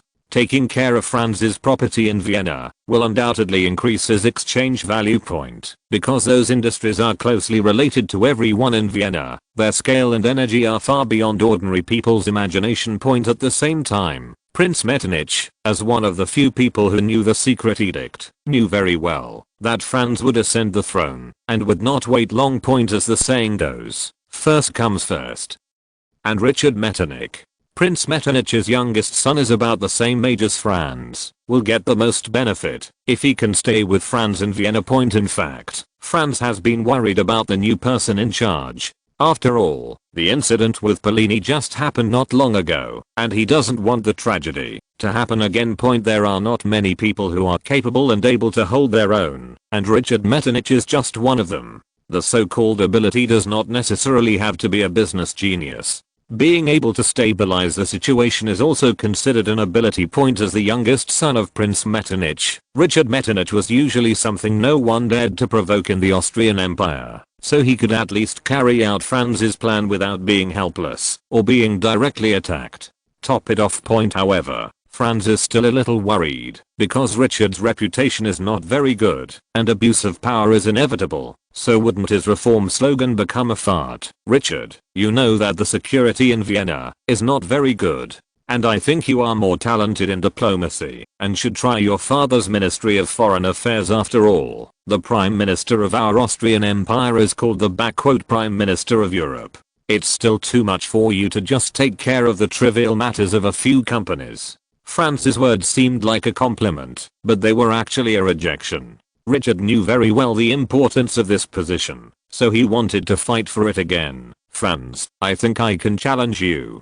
Besides, this position is so difficult to sit in, so I want to share the pressure with you. After all, we are friends. Franz said with a sigh, "Richard, we are friends, so I won't let you jump into the fire pit. It's better for you to go to the Ministry of Foreign Affairs. If you run into any trouble, I have a check here. Just fill in the number." After speaking, Franz took out a check with a maximum amount of 100,000 florins and handed it to Richard. 100,000 florins may not be anything to a country, but to an ordinary person living in this era it would take a person 1,000 years. To earn this money point, Richard pushed the check back again and then said with some displeasure, "I don't need your money. Why don't you trust me? Leave the matter in Vienna to me. I will definitely take care of it." This passage here is a bit awkward. Please help me correct it. Franz hated this kind of stalking. He couldn't leave such an important matter in the hands of an unstable person. In fact, the main reason is that Franz has a bad premonition that once this matter is handed over to Richard, the result will be very bad. Franz put away the check calmly and then said something lightly, "You can't handle what's happening in Vienna." Afterwards, Kronini Wilberg went to the Royal Dragon Knights under Franz's name, and Wingris Watson went to Franz's newly formed guard Imperial. Luca Ambros's family was once very influential in Italy, but was severely damaged by Franz's raids coupled with the large number of Sicilians who have changed the local structure. The status of the Ambros family has plummeted at this time, and it is not easy for Luca to meet Franz. Fortunately, Franz didn't care about that. "Do you want to revive the Ambros family?" Luca nodded gratefully. "Then let's go to see. Can there is nothing good about it. If you stay in Lombardy, you will be a bishop at most, like your two uncles. But times have changed, and even the Pope cannot enjoy that respected status forever. You're not stupid. I think you know what that means. Namibia or California. Take your pick. I come to me after you think about it. In addition, I also want to advise you. How can you use your small fortune to make a big gain without taking some risks?" After the crowd dispersed. Edward Taffy, Franz, look what I can do. Chapter 712. Governor Tafe. Edward Taffy was only 14 years old at this time, and his character was relatively weak, and he lacked relevant experience and skills. In addition, his family itself did not produce any great figures. Although it was considered a hegemon in Moravia, it also became the largest shipping merchant in the Austrian Empire by taking advantage of the opportunity of opening up overseas trade. But he really knows nothing about national level politics, so Taffy's family has no demands on him. At this time, Taffy asked this question purely out of curiosity. "Be a governor," Franz said casually. "Oh. Taffy is the youngest, not tall, not strong enough, a little chubby, and has a soft personality, so she is often bullied by others, and she is used to it. Easier to become depressed." Although Franz will not add insult to injury, just stating the objective facts is already very shocking. Taffy had no hope at all, so she was prepared to feel depressed as usual. However, Franz's answer surprised him, or he was a little frightened. You must know that the governor and senior officials are not the same concept. Senior officials are just officials, but the governor can control finance, politics, military, and affairs. Referring to diplomacy, there are also few governors in the entire Austrian Empire. During non-war periods, only the two alien lands of Galicia and Vojvodina in the new territories of Lombardy and Venice have governors at this time. The Austrian Empire acquired Belgrade, so there was another governor of Belgrade. You must know that the highest official ever produced by the Tafe family was only a marshal. Although he was said to be a marshal, in fact the Austrian navy at that time was a coast patrol. They were all antiques from the Venetian era, and at that time Veris Tafe just a major general. At that time, Austria had no distinction between land and sea, and its navy had very little status. Veris Tafe did not do nothing. He introduced a large amount of naval technology into the Danube fleet, and created the most powerful surface force on the Danube. At the same time, the admiral also proposed a plan to use the inland fleet to surprise the countries along the Danube River. In addition, he was one of the first people in Austria to advocate the research of steam warships, and he conducted a lot of experiments in his own fleet. However, the governor Franz refers to must be the governor of the overseas colonies, but even the governor of the colony is still not something everyone can do. In fact, the governors of Austria's scattered colonies in West Africa are all called supervisors or generals in chief. Only the top governors of the 4 larger colonies of California, Tanzania, Central America, and Chenla have the title of governor. The Central American colonies were Nicaragua and Costa Rica, so Taffy's expression was very exaggerated at this time, and she quickly asked, "Really? Are you sure?" Franz nodded. "Why? I don't have the skills of Akadov and the others, and I'm not as eloquent as Richard and Luca." Taffy lowered his head and whispered. He did not have the confidence of being a proud man, because you are sincere, kind, meticulous, serious, gentle and know how to empathize with others, and it is easier to forgive others. It was rare for Taffy to be praised, but she was quite happy. After all, these strengths were ignored by others, and they were often bullied as weaknesses. He felt that Franz was his confidant, but Franz suddenly changed the subject. "If you were born into an ordinary family, it would be a disaster." Ha ha ha. Taffy let out another confused exclamation when Franz continued. "If you are born into an ordinary aristocratic family, it is inevitable that you will fall into a poor family. Even if you are not born into a poor family, you will be bullied to death, and you may even get a few hats on your head point. But you are Edward Taffy, and you are protected by me. Who dares to bully you?" Taffy looked at Franz with doubts in her little eyes. "How about the governor of Tanzania?" Taffy blinked. He didn't mean it, and this happened too fast. Taffy couldn't help complaining in her heart. However, he also knew that Franz was not a person who liked to listen to nonsense.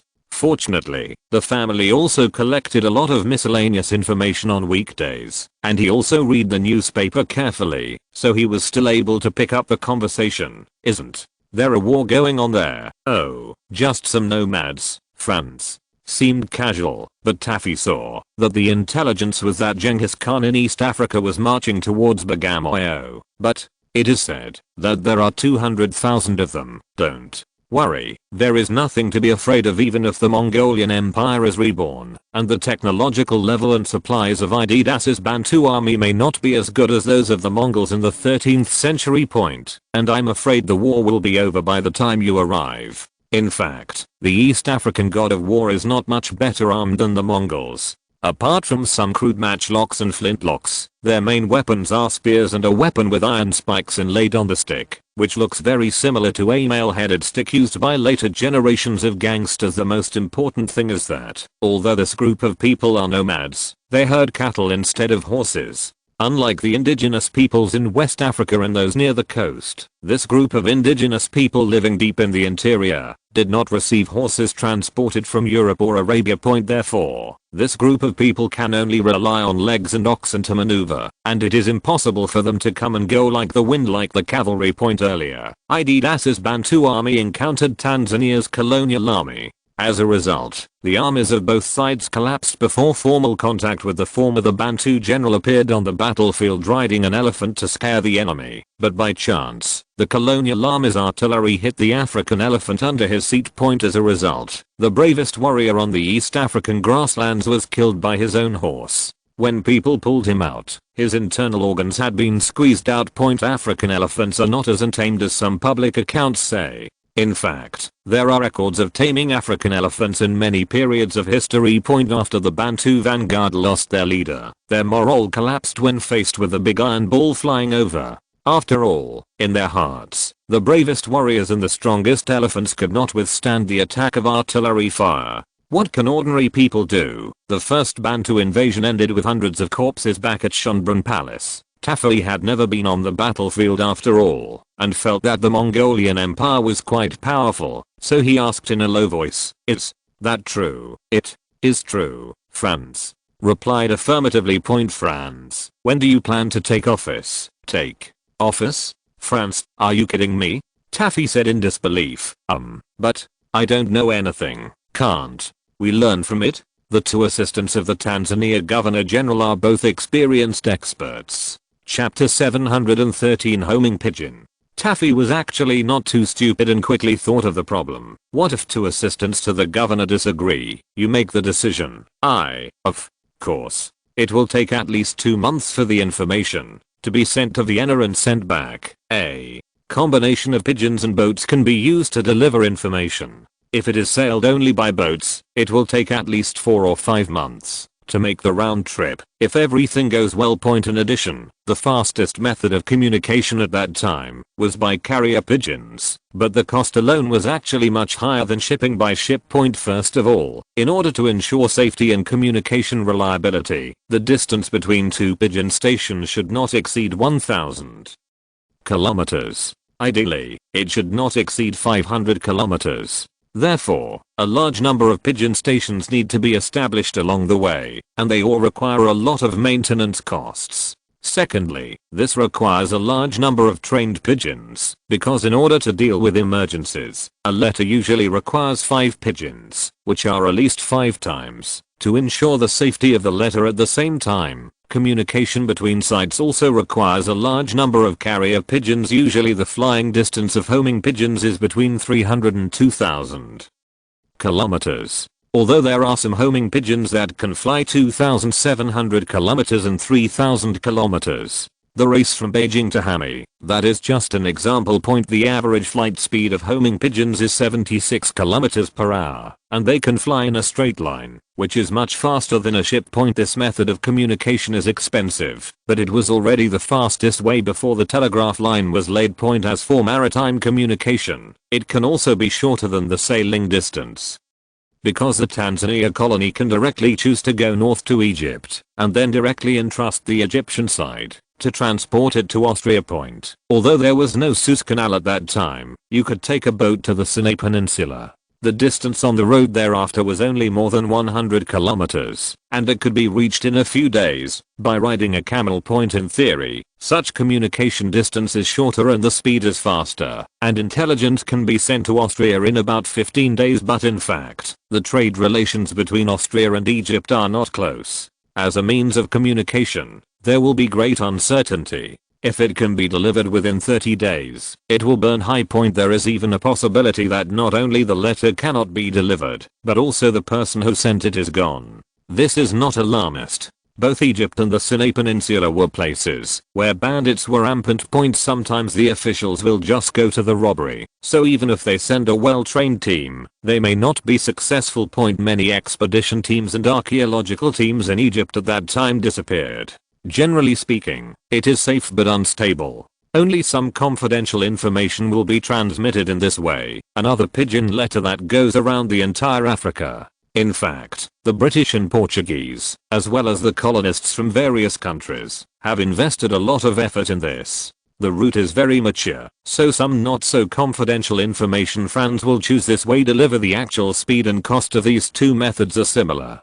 As for why not use pigeons to take the Red Sea route, good question. Because at that time, Sudan, Abyssinia, and Saudi Arabia, Najd, were all considered barbaric places that could not be communicated with. It would be very expensive to establish and maintain a site, and there would also be great instability. In addition, except for the Austrian Empire, there was not much demand for this line from other colonists. So Franz can only open up this route by himself, and it will take several months to years to train the route. Mainly due to the limitations of homing pigeons, because they only have homing properties. It is unrealistic to use the same pigeon to reply after receiving a letter like in some novels and movies. Therefore, a pigeon station often requires several batches of pigeons, and there is a dedicated person to transport the goods back and forth. In addition, you have to face the threat of war at any time. Even a group of barbarians can easily destroy a pigeon station. Moreover, in 10 years there will be a telegraph line between Egypt and the European continent, and in another 20 years the Suez Canal will be opened. So it is of little value for France to spend a few years building a pigeon station. However, France still invested a large amount of money for this, just in case, and to improve relations with Egypt and Saudi Arabia closer to home. Franz needed a governor of Tanzania, because intelligence and orders could not be conveyed in time. Taffy asked in confusion, but what should I do? Do what you feel is right. The right thing, yes. Franz patted Taffy on the shoulder. I believe in your character. The latter was a little happy, but soon asked with a grimace, but there are many things I don't understand. What should I do if I'm cheated? I'm not afraid of being bullied, but what if I'm used against you? Taffy was once used by Maximilian. Although it had no impact, it left a psychological shadow on him. Franz scratched the non-existent beard on his chin and said, "Where are those canaries of yours? At home. I don't want people to laugh at them." Franz was speechless for a while. "You fed them so fat, now it's time to put them to use." After hearing this, Taffy said with a look of fear on her face, "Ah, you don't want to, do I look like an ogre?" "It doesn't look like that." "Then you are saying such stupid things? I mean, they can help you." "Help me?" Taffy asked with some confusion. "Yes, they have a lot more life experience than you, and they couldn't find a better master than you." Hearing Franz say this, Taffy was a little happy, and then said a little embarrassedly, "Is this really okay?" "Of course. Not only now, but also in the future. Don't you always feel that you are inferior to others? You can find more canaries to help you. You can leave things that you can't handle to them. These canaries will be more loyal than your retainers because you have something that others can't give you." Taffy was still confused and continued to ask, "Okay, I'll give you a month to prepare for your appointment. In addition, I suggest you and your canaries train well, otherwise you may be exposed to death first in East Africa." Franz pushed Taffy away. In fact, this arrangement also protected his friends. Because there are too many uncertainties in the future, staying in Vienna may be more dangerous than the colonies and the army.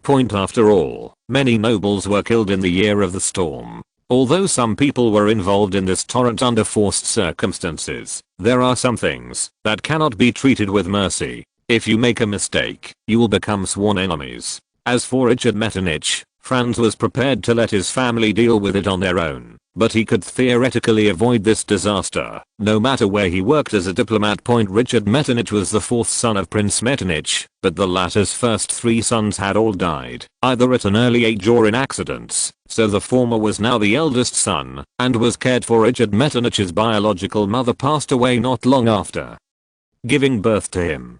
Prime Minister Metternich may have been very indulgent towards Richard out of guilt for his wife and the difficulty of having children in old age. At the same time, he tried his best to instill all his views into him, so Richard became the tragedy of an era in history.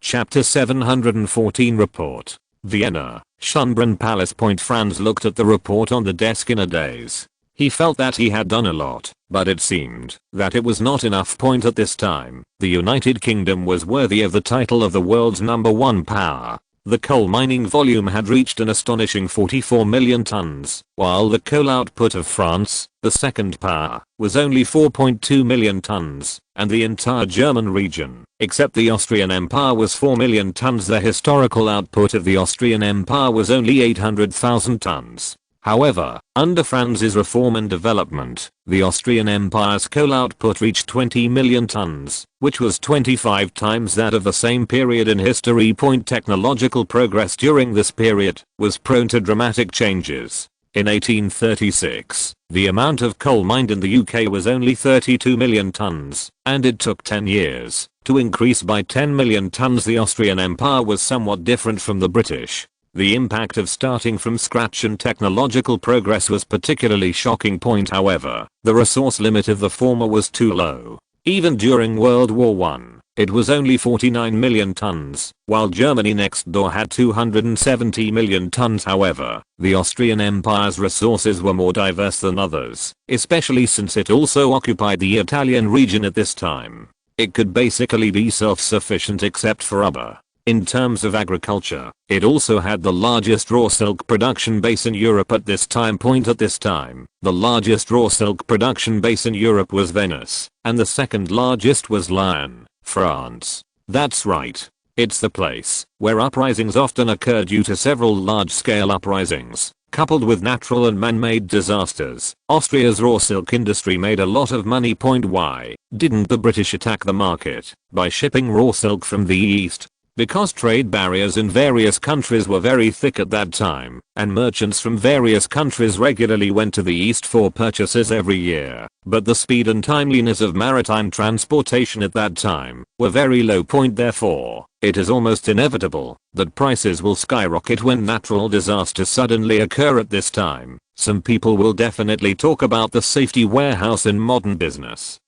But in fact, this thing is too expensive, and it changes greatly with the years, unless you have money and nowhere to spend it. In addition, the largest exporters of raw silk in the world at this time were the Qing dynasty, France, and Austria. Japan only began to expand rapidly after the Meiji Restoration, especially after 1871, while India only re-emerged after the Raw Silk War in 1882.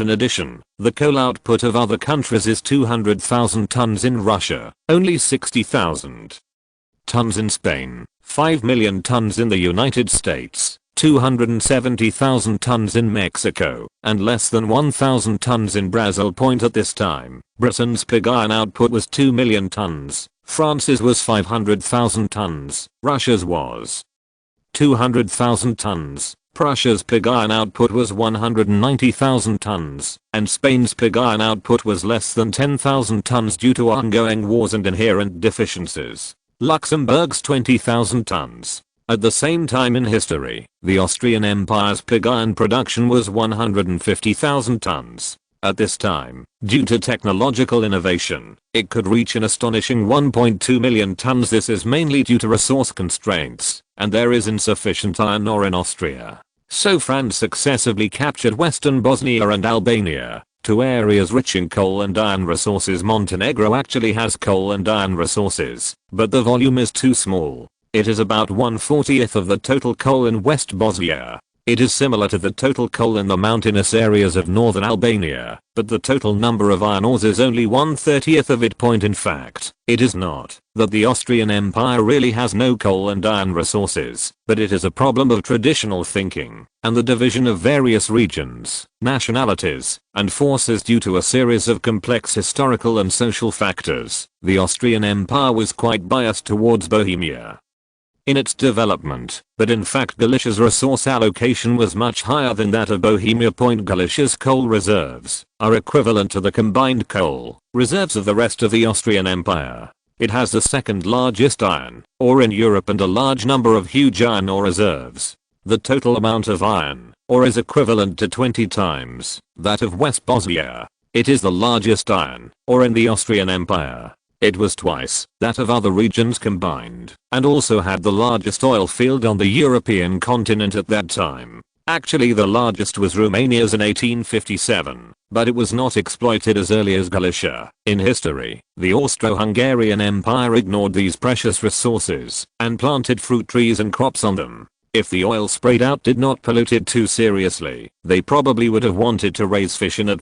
Franz would not pretend he could not see this, so he bought large tracts of land in Galicia. But Galicia's resources are so good, why not just transfer all the factories there? This is mainly due to security considerations. In addition to facing Prussia and Russia on the surface, Galicia also has to be careful of Hungary stabbing it in the back, not to mention the Poles who come to cause trouble every 2 days. If their historical practices are nothing more than two, one is to concentrate all industries locally and then develop vigorously. But what about the remote areas of the Austrian Empire? How to solve national security? The other is to develop in an abstracted manner, consuming its resources as much as possible, and then using them as agricultural areas and buffer zones with larger powers. Historically, the Austro-Hungarian Empire chose the latter option, but that was due to a combination of many factors. The result was that the economy ushered in a golden period of development. From 1870 to 1913,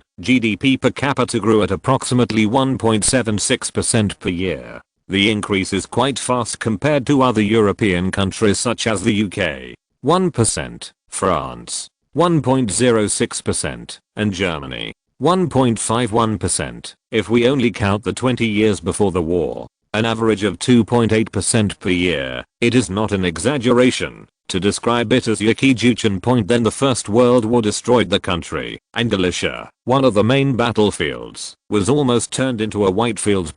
If the first option is chosen, how can Austria, an empire with a serious shortage of ethnic groups, solve its internal problems, whether it is the privileged Hungarians, the Czechs or the Italians? They are all eyeing this country. Everyone wants to tear a piece of flesh from Austria and use greater privileges to seek more benefits for themselves. If the industry is transferred to Galicia, it will only repeat the tragedy of Bohemia. Instead of receiving gratitude, a new interest group will be created, and the cycle will continue endlessly. Neither of these results was what Franz wanted. He would rather develop slower than let the ridiculous reincarnation continue. The high mountains in the Balkans are indeed not conducive to development, but those natural dangers also keep the enemy out. As long as the identity problem can be solved, it is easy to gain the loyalty of local people. By that time these places will become a solid backing for the Austrian Empire. At the same time, the comprehensive development of the empire will not easily make the Czechs and Italians float, but two problems must be solved. First, Vienna must become the heart of the entire Austrian Empire, and a country must have a backbone. 2. Hungary's privileges must be revoked, because one bad idol can influence many people. Only in this way can a relatively equal environment be created, although Franz would rather have no war than letting the people immerse themselves in victory and wine. However, there are some old diseases that cannot be solved with money and words. It is necessary to cut out the flesh and scrape the bones to remove the prophecies and regenerate muscle. In the face of absolute interests, any reason will appear empty. If you're listening to this novel on a channel other than Fanfic World, it means they downloaded and uploaded it without effort. We cordially invite you to visit our channel, Mundo Fanfic Novelos. There you'll find the original version of this story and you can explore many other novels of various genres. We're waiting for you to immerse yourself in a world of incredible novels. Chapter 715. It's time for you to become an adult. There was a knock on Franz's door, and Mrs. Sophie walked in angrily carrying two brats among them. The child Joan of Arc from India was specially tied up several times, while the little Maria on the side looked angry and timid. Franz, look at what they did. Franz looked at Mrs. Sophie's body and saw that there were no traces of stains. It was most likely that some utensils had been broken. Colonel Bordeaux on the side said that there was nothing he could do. Franz could only sigh helplessly. He pretended to be angry and said, "Look at the good things you two have done. Apologize quickly and let the kind and generous Mrs. Sophie forgive you." "I'm sorry," the two little girls said timidly, "because Madame Sophie is really terrible, at least the most terrible person in the entire Schönbrunn Palace." Archduke Franz Karol was an optimist and would occasionally ride horses with them. He would not be angry, even if he occasionally got a bloody head. Although Franz is strong and cunning, he is not as smart as a child. Among Franz's three brothers, Maximilian likes to tease girls, but his fighting ability is horribly low, and he has been beaten by Lakshmi Pai several times. However, the former does not admit it, and always likes to pretend to be indifferent. In fact, Maria was able to push Maximilian down, but the former still couldn't bear to bully this weak second brother Ludwig. The third child is a tall, tough guy. He is very religious and will not get angry with two little girls among Franz's friends. Those who were interested in Lakshmi Pai were beaten by Lakshmi Pai, and those who were interested in Maria were beaten by Franz. However, there are also those who have no memory, such as Edward Taffy. This guy has no ill intentions and is just curious, but his fighting ability is extremely low, and he is often bullied by two girls. The low-level maids and guards all like the two little girls, and the high-level maids and nuns would not choose to have trouble with them. As for Ajani, the two little girls were no more than blank slates, and Franz and Mrs. Sophie also prohibited this guy from getting close to the two brats. It is not without reason that Mrs. Sophie was called the only man in Habsburg by people at the time in history. She was so strict that it was almost impossible to get away with it. However, since the appearance of Franz has made her character much better, if nothing changes like in history, then the Indian version of Joan of Arc may end early. Closer to home, the word sorry, which Mrs. Sophie was tired of hearing, obviously had no effect. At this time, Franz immediately went over and dragged the two brats back. "Mother, don't worry, let me take care of them." Bordeaux, quickly go and lock them both in the study. Bordeaux lifted up the tightly tied Lakshmi Pai with one hand and led little Maria's hand towards the study with the other hand. Confinement. No food allowed. Although Franz said it, he just asked the two little guys to be quiet in the study for a while. Of course, they had food, drink, and a movie to watch. Although the photography technology of the Austrian Empire had greatly developed at this time, the progress in electricity could not keep up, so even the royal family still used an older hand-cranked projector, but it was still far ahead of other countries. As for not being allowed to eat, it's even more nonsense. Franz's study is directly connected to the kitchen, and food will be delivered at any time. If he sends a telegram. Thinking of this, little Maria couldn't help but smile on her face. Although it was just a subconscious behavior, it could not escape the eyes of Mrs. Sophie, who immediately understood what was going on. When little Maria passed by Madame Sophie, her buttocks were violently twisted. The little girl could only wipe the ground with tears and run for 2 steps. Franz, you are so outrageous. Franz was a little confused by this sudden sentence, blinked and replied, Mother, we are just 2 children. Let them clean up the mess they made, and then reflect on it in front of everyone. As for the damaged items, the person who encountered them will pay double compensation. They didn't break anything, or bump into anyone. They have been playing in the Rasa course, since they were taught a lesson last time. After hearing what Mrs. Sophie said, Franz was a little confused. After all, he thought that the 2 little girls had been punished once, and had no memory. Then what did they do? What did you do? Mrs. Sophie snorted coldly. Who taught you how to ride horses? Me. Franz said, confused. Why didn't Maria sit sideways? Franz said subconsciously, that's so dangerous. What if my sister falls? Fooled. Women have been sitting sideways for thousands of years. I don't want a lady like Maria anymore. Mother, you think too much. What is important for a little brat to be safe and happy like a lady? Franz's theory was completely fart to Madame Sophie, who lived in the 19th century, and the latter pinched the former's ears. You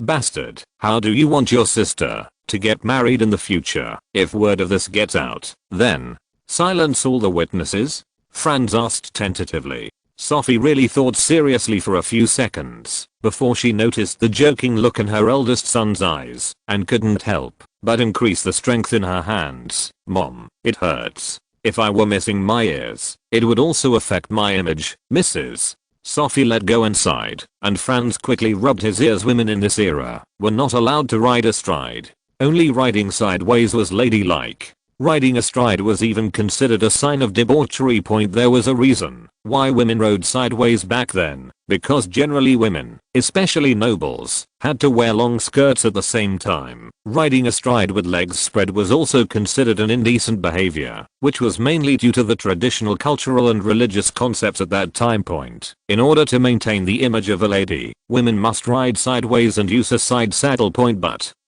in fact, although side riding looks elegant, it is more difficult than astride riding.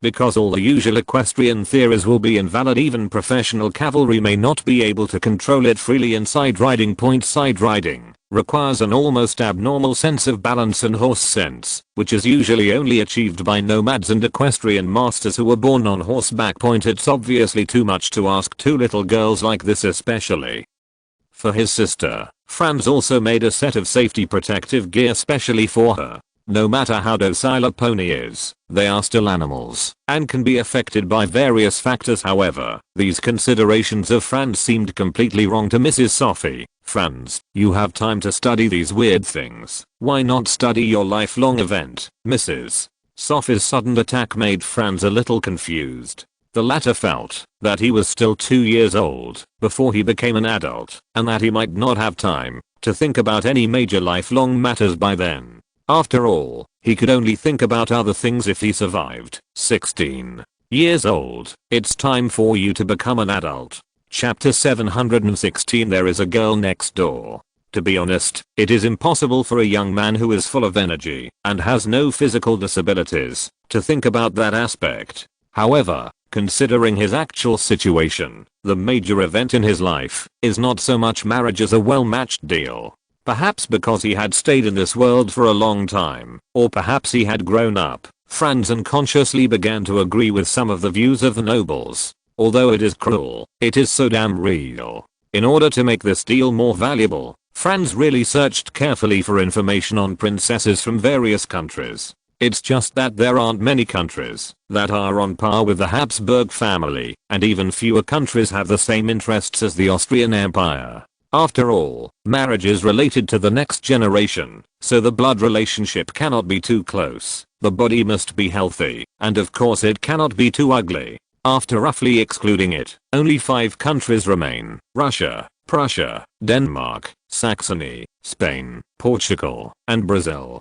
Among them, there is a choice that can kill 2 birds with 1 stone, and that is the youngest daughter of the former double champion of Brazil and Portugal. Pedro I. Maria Amelia was historically engaged to Franz's second brother Maximilian, but unfortunately the princess was infected with scarlet fever and then tuberculosis a year before the wedding, and was very ill, soon to die. Although Franz did not have the ability to treat these 2 diseases, he could still keep them away from the source of infection. The reason why Maria Amelia contracted scarlet fever was largely due to her mother leaving Munich, where she had been living, and suddenly returning to Portugal, where scarlet fever was occurring. Even if one has not been infected with scarlet fever, it is easy for a person who has lived in land for a long time to suddenly live by the sea. So Franz felt that, as long as she stayed in Munich honestly, the princess would not necessarily be miserable. In fact, the 2 met at a palace banquet, but that was already 7 or 8 years ago.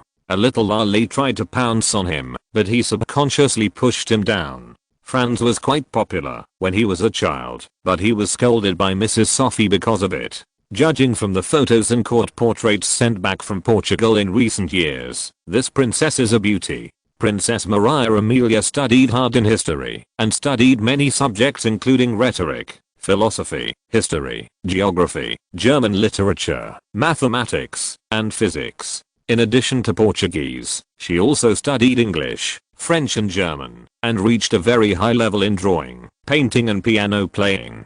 Legend has it that she has a quick mind and is self-taught. Some law professors even claimed that she would be able to achieve great things if she became a lawyer. There is no way to verify these legends, but Maria Amelia was indeed working very hard at this time, because her conversation with Franz left an indelible impression on her. Even a truly genius child pales in comparison when he meets Franz, who has been a person in 2 lives and is also a time traveler. But Franz had long forgotten these things. After all, he had done too many things that seemed shocking to outsiders, even though he tried his best to act normal. Although Portugal is declining, and the Brazilian Empire is stagnant, and is regarded as fat by the British, Portugal still has a strong influence overseas, especially in Africa. Its colonies occupy many key nodes, and are also closely connected with the colonies of the Austrian Empire. The Portuguese were already unable to cope with the colonial wave, and were in urgent need of a strong ally to inject new vitality into them. The Austrian Empire has a population of 46 million, is backed by the German Confederation, and has access to 2 labor export destinations, Japan and India. It is definitely a very good choice. The most important thing is that Franz feels that his character is much better than that of the British, and he will not make a lot of money by himself and then deceive his teammates to death. There are many reasons for the failure of the Brazilian Empire to achieve success, but they can only be summarized in 3. 1. No money. 2. No one. 3. No power. The Austrian Empire happened to have all the above conditions. Coupled with Franz's vision far ahead of the times, it was not difficult for the Brazilian Empire to directly become a great power. It's just that the royal family of the Brazilian Empire is a bit low in gold, and the European aristocratic circle may not necessarily agree with it.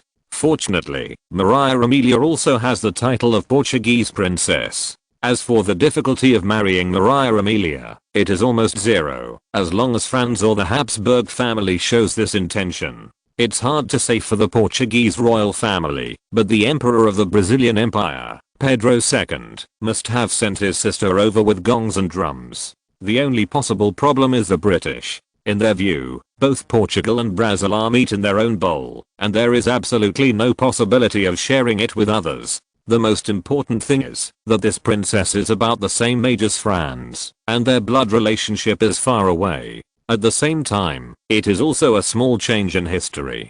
Denmark, once the Nordic lion, is now an old cat without teeth. The fleet that once traversed the North Sea will not be rebuilt until 161 years later. This is a joke. After the defeat in the Battle of Copenhagen in 1807, the Danes planted 90,000 oak trees to rebuild their navy. 200 years later, in 2007, the Danish Forest Service notified the country's Ministry of Defense. The oak tree is ripe for revenge.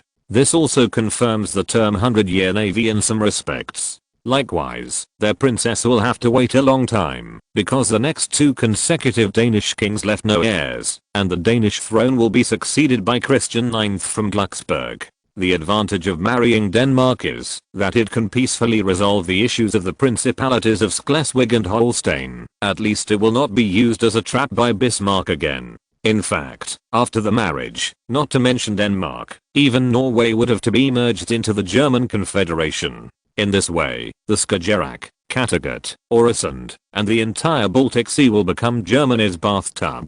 Although Denmark and Norway were forcibly separated at this time, the former has been very unconvinced, while the latter does not have many ideas, mainly because their strength does not allow them to have too many ideas. Norway is actually more culturally pro-Danish, and even pulled a prince directly from the Danish royal family to be its king after independence. In addition, Norway has a strong desire for revenge against Britain and Sweden, not only for Denmark, but also for themselves. The British once blocked the coast of Norway, preventing major food, raw materials and other supplies from being transported in. In the 3 years from 1807 to 1809 alone, more than 70,000 Norwegians died of starvation.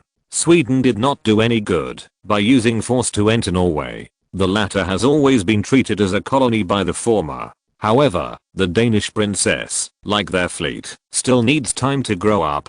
After all, Christian IX's daughter, Princess Alexandra Caroline Mary Charlotte Louise Julia, was born in 1844. Newborn. Chapter 717 Where you fall, you get up.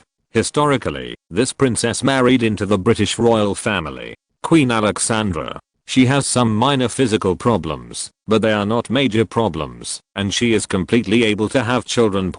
If Franz wanted to marry her, the resistance would not come from abroad, because Christian IX had not yet become king of Denmark when he came of age. But considering that he would not reach adulthood until 1859, Franz may not be able to wait until that time point in this era.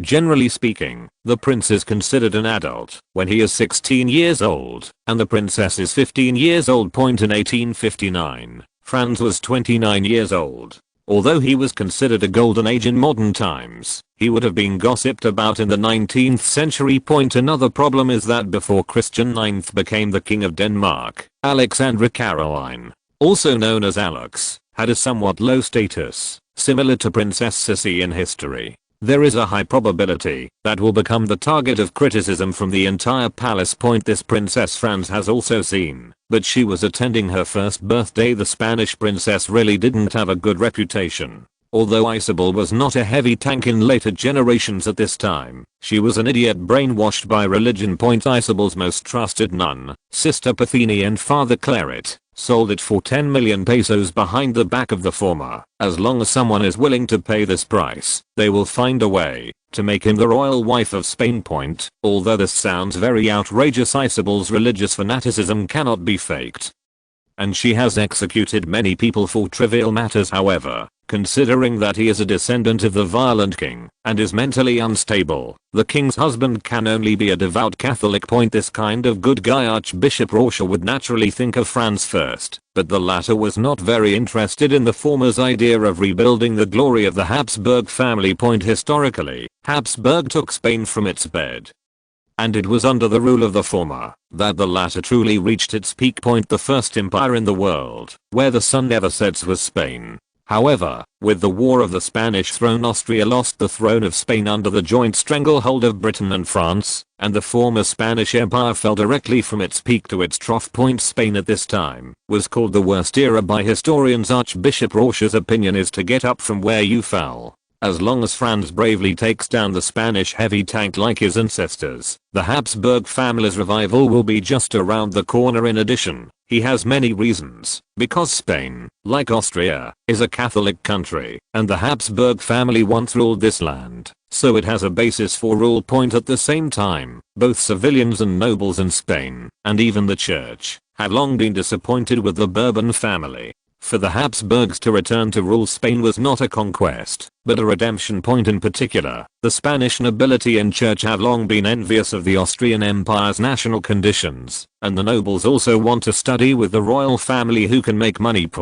Although the Spanish church has huge influence in the country, they all know that sooner or later they will be driven into the abyss, and no matter how luxurious their life is, they cannot stop their inner fear. In contrast, the Austrian nobles and the church can win, as long as they don't cause trouble, which is really cool to them. Mainly because occasionally Spanish nobles and priests came to Austria to see the prosperity of Vienna, and their life in the Spanish countryside was no longer pleasant. In fact, no matter which country can stand among the nations of the world, there is no shortage of generous and tragic people. It is just that they have no way to serve the country. The shackles of the royal family, the government, and the warlords prevent the possibility of any reform. What if the Habsburgs return to Spain? A major reshuffle is inevitable, so will we take advantage of this trend to carry out a reform? In fact, at this time, all European countries knew that Austria had carried out reforms in the economic and diplomatic fields, and its economy had changed from seclusion to overseas colonization. It was the church and the army that took the lead. This was very familiar to the Spaniards, who had also risen so much back then. Establish a customs union to counter other countries' economic aggression, prevent currency outflow, and promote domestic economic development. This is exactly what the Spanish need, because in the customs union with the French, the former is completely a victim and the latter's dumping ground and source of raw materials under this completely unequal customs union. Spanish industry, commerce, and even agriculture and animal husbandry suffered a comprehensive blow from dimensionality reduction. At the worst time, the Mexicans even harvested the wool. Although the Spanish church has played a disgraceful role for a long time, it is actually doing some disgraceful things. Although they are bad, they are not stupid. They all know that such days will be liquidated sooner or later. The Austrian church simply doesn't like the people's anointing that the Spanish church has absorbed. After all, it is nothing more than petty profit compared to starting a company, doing business, or building a country. Obviously they are all about making money, but the latter not only makes more money, but also has a good reputation. The former not only has less money, but also greater risks, and his reputation is even comparable to that of the Jews. For most people, if they can make money by being a good person, they are not willing to grovel and act like a dog or directly transform into a beast. Although the Spanish Empire is in decline, it has a large number of claims overseas, and a skinny camel is bigger than a horse. It is still the top of the secondary powers, and in the eyes of the old magician, Franz is a saint, the one who can revitalize the Austrian Empire with just a few moves. The former has never been to Spain for field inspection, but he feels that the two countries should be similar, and the latter can just do it casually. That's double the Austrian Empire. What the old magician didn't know was how much energy Franz had spent on doing it casually, and how much hardship and resistance there was in it. What the old magician couldn't even imagine was who was responsible for the marriage between Spain and France at this time. Marriage with Spain does have many benefits, but times have changed, and it is almost impossible to rule two countries with different national and cultural traditions in a unified way, especially two big countries. Franz promoted the marriage between France and Spain in order to attract the attention of the British and buy time for the development of the Austrian Empire, but the British just kept their eyes on Austria. But no matter what, there is France between the Austrian Empire and Spain, and Britain, as the world's #1 troublemaker, cannot sit back and watch the revival of the Habsburg family. The British could help Austria fight the French back then, and then take advantage of the opportunity to reap the benefits themselves. They can also help the French fight the Austrians in the future. In short, it is impossible for them to lose money. Many people think that the Battle of Gravelines was the founding battle of the British, because in this battle they defeated the Spanish Armada, the overlord of the sea at the time. But who knew that the Spanish would rebuild the Armada in less than 10 years? Moreover, the benefits brought by the War of the Spanish Throne to Britain were long-term and huge. During the war, the Dutch maritime power suffered a near-destructive blow, and both the French and Spanish fleets also suffered heavy losses, especially the latter, which basically withdrew from the world. The Struggle for Colonies. Chapter 718 European Lubu. Britain obtained the monopoly on the slave trade from the Spanish, and at the same time, weakened its trade rival the Netherlands, and truly began to dominate world trade. In particular, the acquisition of Gibraltar and Minorca directly blocked the Mediterranean route. Even today, this is one of Britain's most valuable assets. In addition, the British also forced the French to expel James Francis Edward Stuart, the pretender to the throne, and recognize the successor of Queen Anne, the daughter of James II, of the Stuart dynasty. The claim to the British throne by George I of the Nova dynasty. This seemed to be just a bunch of meaningless recognitions without the benefit of actual territorial and trade rights. But in fact these seemingly useless provisions solved the biggest internal contradiction in Britain at the time and cleared up internal, hidden dangers for development. As mentioned earlier, the Jacobite party used to counter the British originated from here. But even if France did not take the initiative to fight for it, this title would eventually fall on the Habsburg family. By the way, at this time, this title belonged to Francesco V of the Este family, who later became the Duke of Modena. Modena is one of the 4 small states in Italy. France also signed away its claims to Canada's northern Hudson Bay colony, and ceded the eastern Canadian islands of Acadia and Newfoundland. This, in a sense, led to the birth of Canada. The last Peace of Utrecht brought all the bloodshed and efforts made by the French to naught. Although Anglo-Saxon history books describe the French as the first winners, in fact a country with a population of only 20 million lost 2 million people. The world's #1 navy at that time was completely wiped out, and it took 20 years for the world's #1 army to recover. Financial collapse, social unrest, hunger, and riots occurred one after another, and the former Sun King became the Tay Sun King. The King of Tay, who was deaf in one ear due to the late stage of Louis XIV's syphilis, coupled with the defeat of the war and changes in the domestic situation. In addition, Louis XIV was once very loved by the French, but after the War of the Spanish Throne, his popularity plummeted, and people would curse him with a dirty word almost every time they mentioned him. The country was in ruins, the overseas colonies were lost, and the important nodes at sea were lost, which made it subject to others in the subsequent overseas competition. The Peace of Utrecht even stipulated that Spain and France could never merge, making all efforts in vain. This is also the reason why the reaction of the European powers was surprisingly small when France and Spain were married.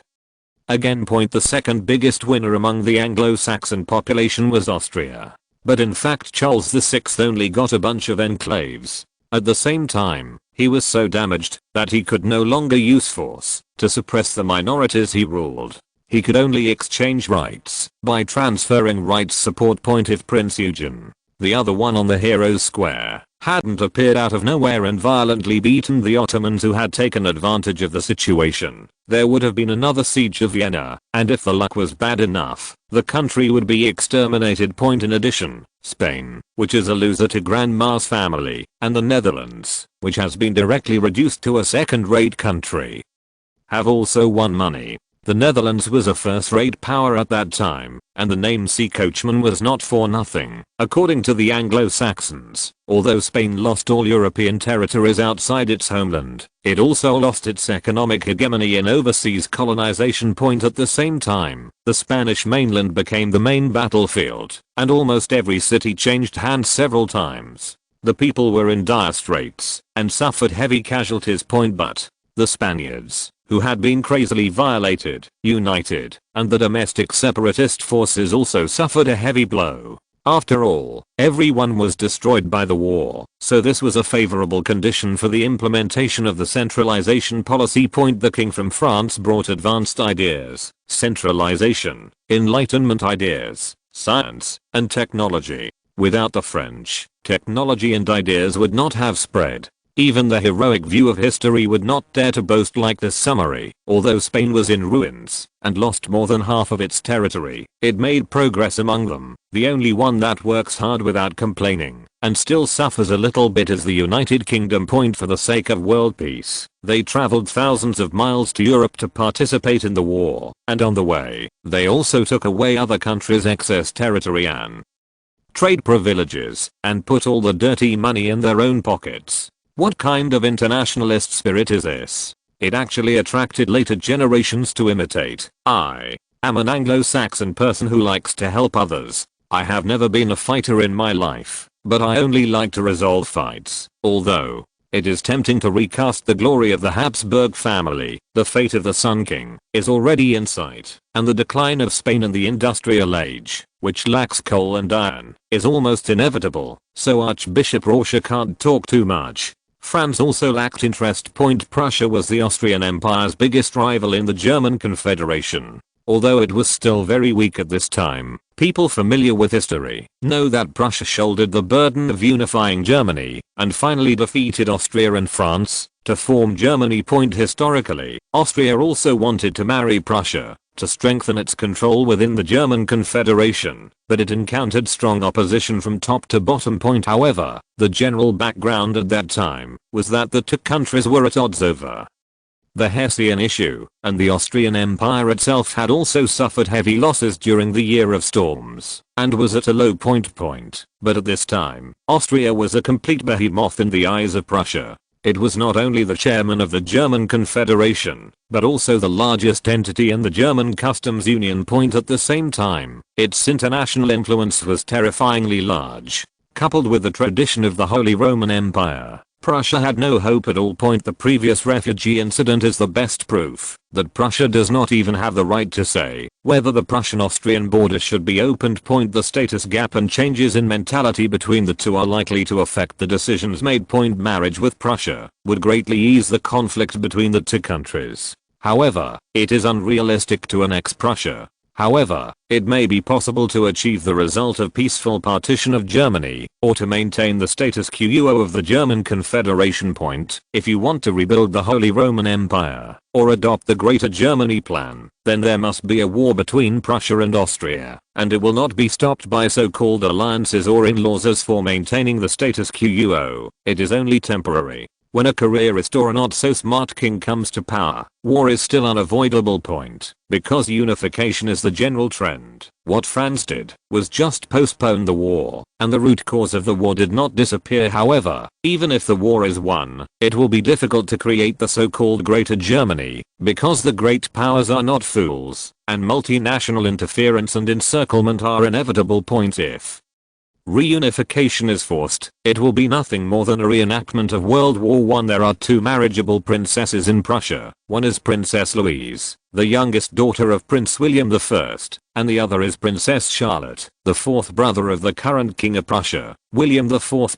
Princess Louise was 10 years old when she was born in 1836. She was of marriageable age in 1851 and the Civil War had just ended. Princess Charlotte was born in 1831 and was about the same age as Franz, but she was short-lived and died in 1855. Both of them were favored at home and had no interest in politics.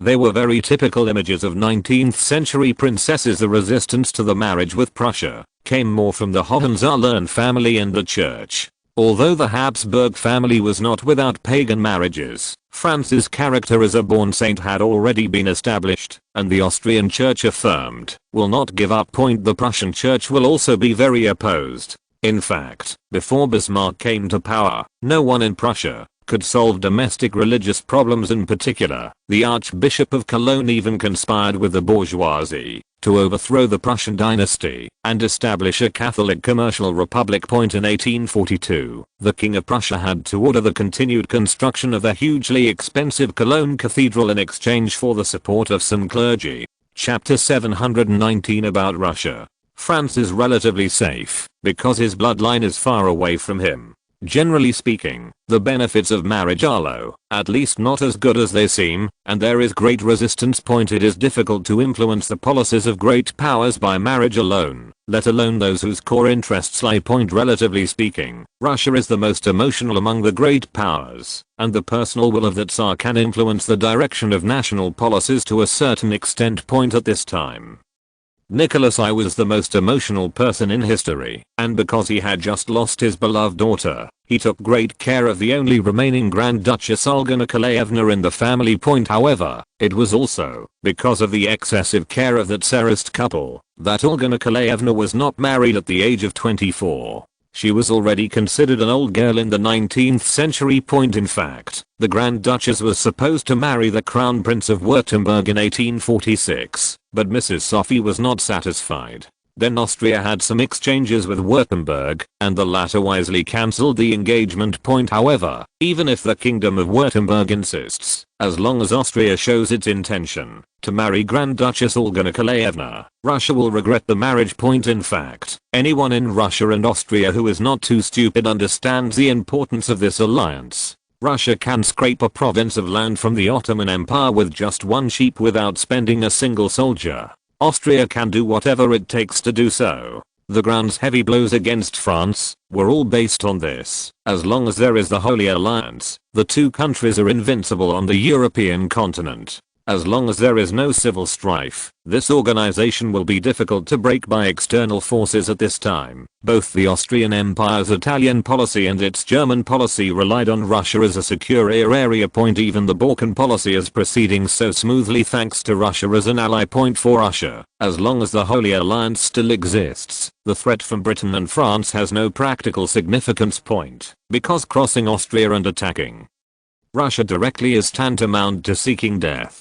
As long as the latter drags on for a while, the former can insert a knife into the heart of the French. As for using the maritime advantage to sneak attack on Austria or something like that, just listen to it as a joke. There is no maneuverability at all on the narrow coastline. Even if they try their best to capture Venice, it will never be possible to pass the natural dangers of the Alps. Moreover, if the main forces of Britain and France withdraw their troops, I'm afraid that Majid and his Ottoman Empire will surrender immediately. Then the war itself will lose its meaning. The British will not shed the last drop of blood for the French. The result will be a world where only the sacrilege alliance is injured. Both Nicholas I and his successor Alexander II were very emotional people.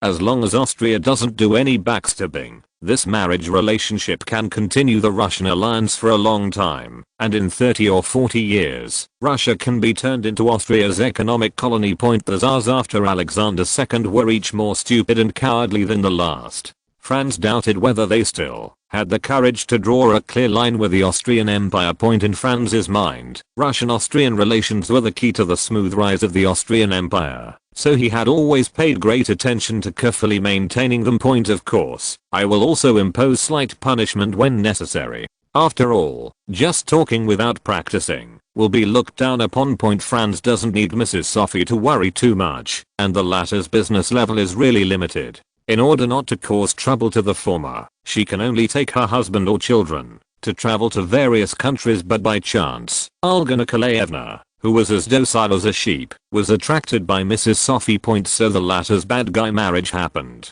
As for age, it didn't matter to Mrs. Sophie at all, because Franz didn't behave like a child at all. Through the observation of the former, the latter have to accommodate each other when in contact with their peers, otherwise it will be difficult to carry out even the most basic conversations. Olga Nikolaevna happens to be a highly cognitive woman who likes to read books and attend tea parties. She is very elegant in both conversation and temperament. Mrs. Sophie believed that Olga Nikolaevna was a woman who could assume the responsibilities of the queen, and that Tsarist family was also very happy. In fact, Nicholas I had long wanted to marry the Habsburg family, but his sons and daughters were all too weird, and he couldn't bear to do so. Alexander was cynical, and his eldest daughter Maria Nikolaevna insisted on intermarriage between nobles and common people. His younger daughter fell in love with the Prince of Hesse-Kassel at first sight, but her beauty was unlucky. He was left with 3 sons, a bastard, a fool, and a small animal hunter. Nicholas I, who was heartbroken, also wanted to drag Olga Nikolaevna into marriage with the Grand Duke Karol's family. But Albrecht gave a lecture on military theory for 3 days, while Friedrich invited the Archduchess to go sailing on the sea. Naturally, the result was nothing. Later, under the persuasion of his wife, Nicholas I also gave up. However, Mrs. Sophie's visit gave them new hope. After all, she had 4 sons, but the age gap was slightly larger. Olga Nikolaevna also visited Vienna, but Franz was not impressed by her. But that is not important. The most important thing is, if the Habsburg family can marry the Romanov family, This is a good thing for both families, and a good thing for Europe as a whole point, because Europe will usher in a long period of peace. Any country has to carefully consider the consequences of going to war with the two empires of Russia and Austria at the same time point, and a peaceful environment is actually the most beneficial to the Austrian Empire, and Franz will have enough time to solve domestic problems. One generation will be able to solve many problems, including ethnicity, religion and political standpoint. As for economic development, whether it is relying on itself and economic alliances, or directly sucking blood from the colonies, it is a very good choice point. After a few decades, no matter what Franz wanted to do, it was already unstoppable point. It's just that the Russian-Austrian marriage will arouse the vigilance of Britain and France, and Europe will split into two camps. At that time, Austria's overseas colonies will be attacked, in turn by means including differentiation, inducing independence, persuasion to surrender, and armed conquest point. If Russia and Prussia carry out backstabbing at this time, the Austrian Empire will probably collapse point. However, not participating in the carving up of colonies in the colonial era is just as impossible as not having quarter codes in the e-commerce era point. But perhaps it is too early to determine the relationship between Russia and Austria at this time. The Romanov family actually has another princess, Grand Duchess Ekaterina Mikhailovna. She was born in 1827 and was a daughter of Nicholas I's younger brother. However, the so-called marriage is more about the combination of family interests than the love between two people, so usually the two princesses marry the same person point. But considering that Nicholas I was more emotional and Olga Nikolaevna was the sister of the next Tsar Alexander II, she should be considered the ideal choice. Chapter 720 Track Gauge. Saxony was once the strongest state in North Germany, allied with France, and unified Poland and Austria to compete with each other point. However, during the 30 Years' War, Saxony joined the Protestant alliance led by the French. As a result, it was vulnerable to Wallenstein's army and the entire territory fell point. Wallenstein's mercenaries were not good people. Coupled with the religious contradictions promoted by the church, the war on the land of Saxony never stopped. In the past 20 years, this first powerful country was directly reduced to scorched earth point. Although Saxony avoided the War of the Spanish Throne, the Duke of Saxony was also the King of Poland, and was inexplicably involved in the Great Northern War. February 22, 1700 to September 10, 1721, as luck would have it, their opponent was Karol XII, the greatest commander in the Kingdom of Sweden after the Second Mastigbu. The Bossa coalition suffered repeated defeats, and finally had to choose to rebel point. As a result, the great commander suddenly wanted to expedition to Russia point. Saxony had just taken a breath, and saw that Prussia next door was making a lot of money during the war for the Austrian throne. December 16, 1740 to October 18, 1748, and wanted to get a share of the pie, but the Queen fell in love with it. Buff's Hungarian was beaten violently point. As for the discipline of nomadic people, everyone knows it point. Then in the following 7 Years' War, 1756 to 1763, the Saxons became the first target of Prussia's attack, and the latter's commander happened to be Frederick I point. As a result, Saxony was defeated in just 1 month. Frederick the Great directly and unceremoniously took away 86% of Saxony's annual income, and then incorporated all the surrendered Saxon troops into the Prussian army point. Then Saxony, as a puppet army, was beaten in turn by Austria, France, and Russia point. After finally surviving the Napoleonic Wars, Saxony saw that the two big brothers next door, Austria and Prussia, had been taken care of by the French barbarians, so naturally they would join. If they couldn't beat them point. Napoleon's expedition to Russia in 1812, although the Kingdom of Saxony has long lost its former glory, marriage with it is still a feasible option point. Although Saxony is no longer a military power, its strategic position is still important. In addition, thanks to the establishment of the German Customs Union, Saxony's economy has also been growing in recent years. At the same time, as a transit point between North and South Germany, its voice and status within the German Confederation are also rising point. The southern German region basically has the same standard gauge as Austria, while the northern German region basically has broad gauge railways under the influence of Prussia point. Most countries chose sides, with only Saxony building half broad gauge and half standard gauge. What seemed foolish at the time actually paid huge dividends regarding the track gauge. The standard track gauge is 1435mm. Those below this value are narrow gauge railways, and those above this value are broad gauge railways. In the early 19th century, the railways were mainly ruler gauge railways, 600mm, meter gauge railways, 1000mm, and British style railways, 1435mm. In fact, the freight pressure at that time was not that great, and the cities that needed railways most were often mining and industrial cities, so it was easy to turn, and the small footprint railways became popular. Don't underestimate the problem of turning, especially on mountain roads, where the area is limited. If the railway is too wide, it is not just a matter of floor space. It may even require a section of viaduct, and the additional cost will be astronomical. In addition, in order to ensure the passage of wider and heavier carriages, the cost of bridges and tunnels will also rise sharply, and the maintenance cost is more painful than the construction cost. The Austrian Empire, as a country with many mountains and rivers, is obviously not suitable for broad gauge railways. However, the ambitious engineers of the Austrian Empire still put forward the suggestion of 1500mm gauge, because in addition to slightly increasing the transportation capacity, the most important thing is to reflect the style of a big country, because the widest railway at that time was the British 1435mm. Franz obviously would not do something that would lead to real disaster in vain. But after doing a lot of research, he found that 6.5 cm would not have much impact, and it would also help standardize production and slightly improve transportation capacity and stability. Franz made this decision after careful consideration and extensive research, which would set him up for trouble in the future. Not many countries adopted broad gauge railways in later generations, and even fewer powerful countries. The most famous of them is the Indian Railway, but its transportation capacity is not as good as that of Spain. In history, Americans also used wide gauge railways for a period of time, but they soon discovered the problem. No matter how wide the railway was, it was not as good as increasing the speed and power of the locomotives as for the so-called more and larger space. It is just a matter of adding an extra carriage, and the so-called safety is just that. Whether or not an accident occurs mainly depends on management and maintenance.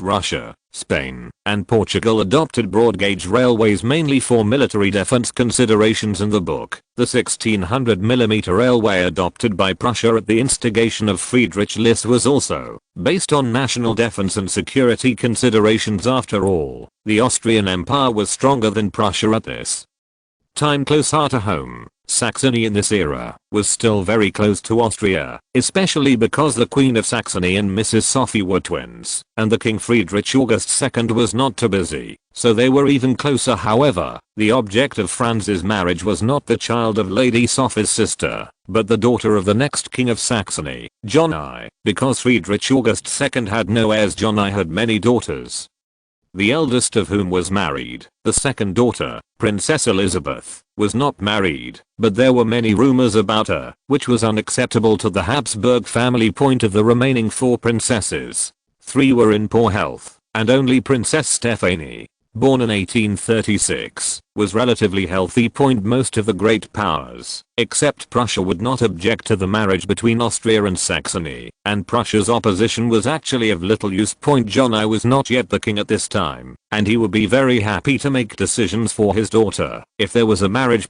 As a princess of the same age as his sister, Franz was basically familiar with her. After all, little Maria liked to chatter about her children when they had nothing to do. Princess Stephanie doesn't have a strong personality. She doesn't like reading or playing around. She just likes to be alone quietly. She is a competent flower vase. The biggest resistance came from Franz's mother, Mrs. Sophie, because the latter felt that John's family's physical fitness was too poor to give birth to a healthy baby.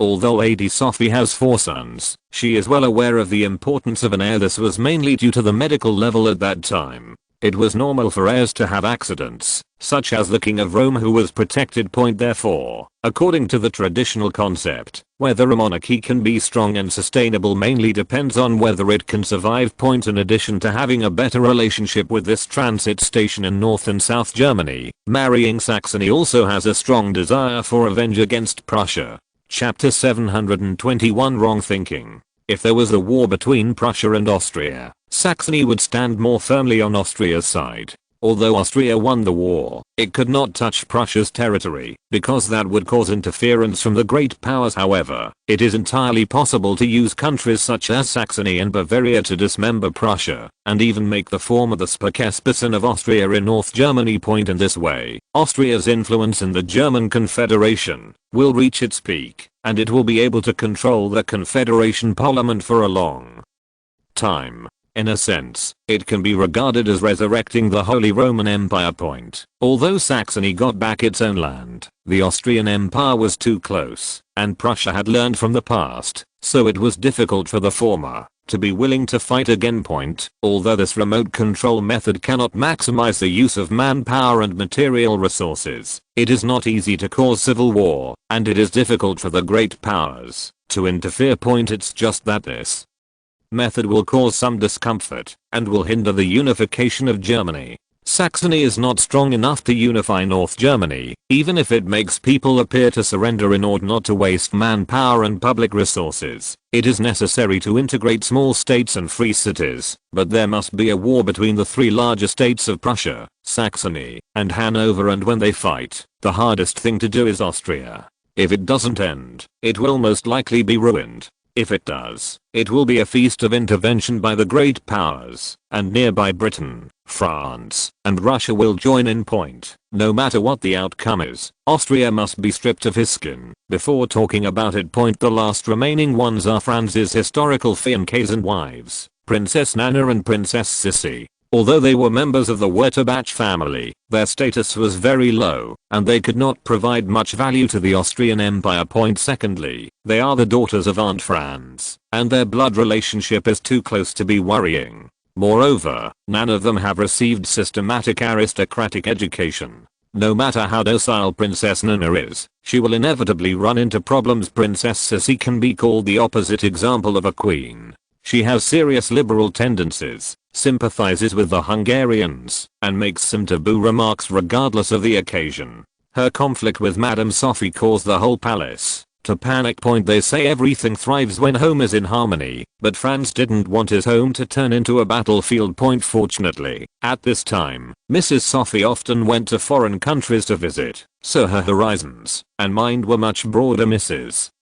Ludovica's two daughters really could not catch her eye. Although she liked Nana very much, Mrs. Sophie's idea at this time was to let Ludwig or Maximilian marry Nana. Maximilian is a troublemaker in the eyes of Madame Sophie, and finding a sensible girl can calm him down. Ludwig, on the other hand, is a fool. Let him marry Nana, so that he can be less bullied and taken advantage of. Mrs.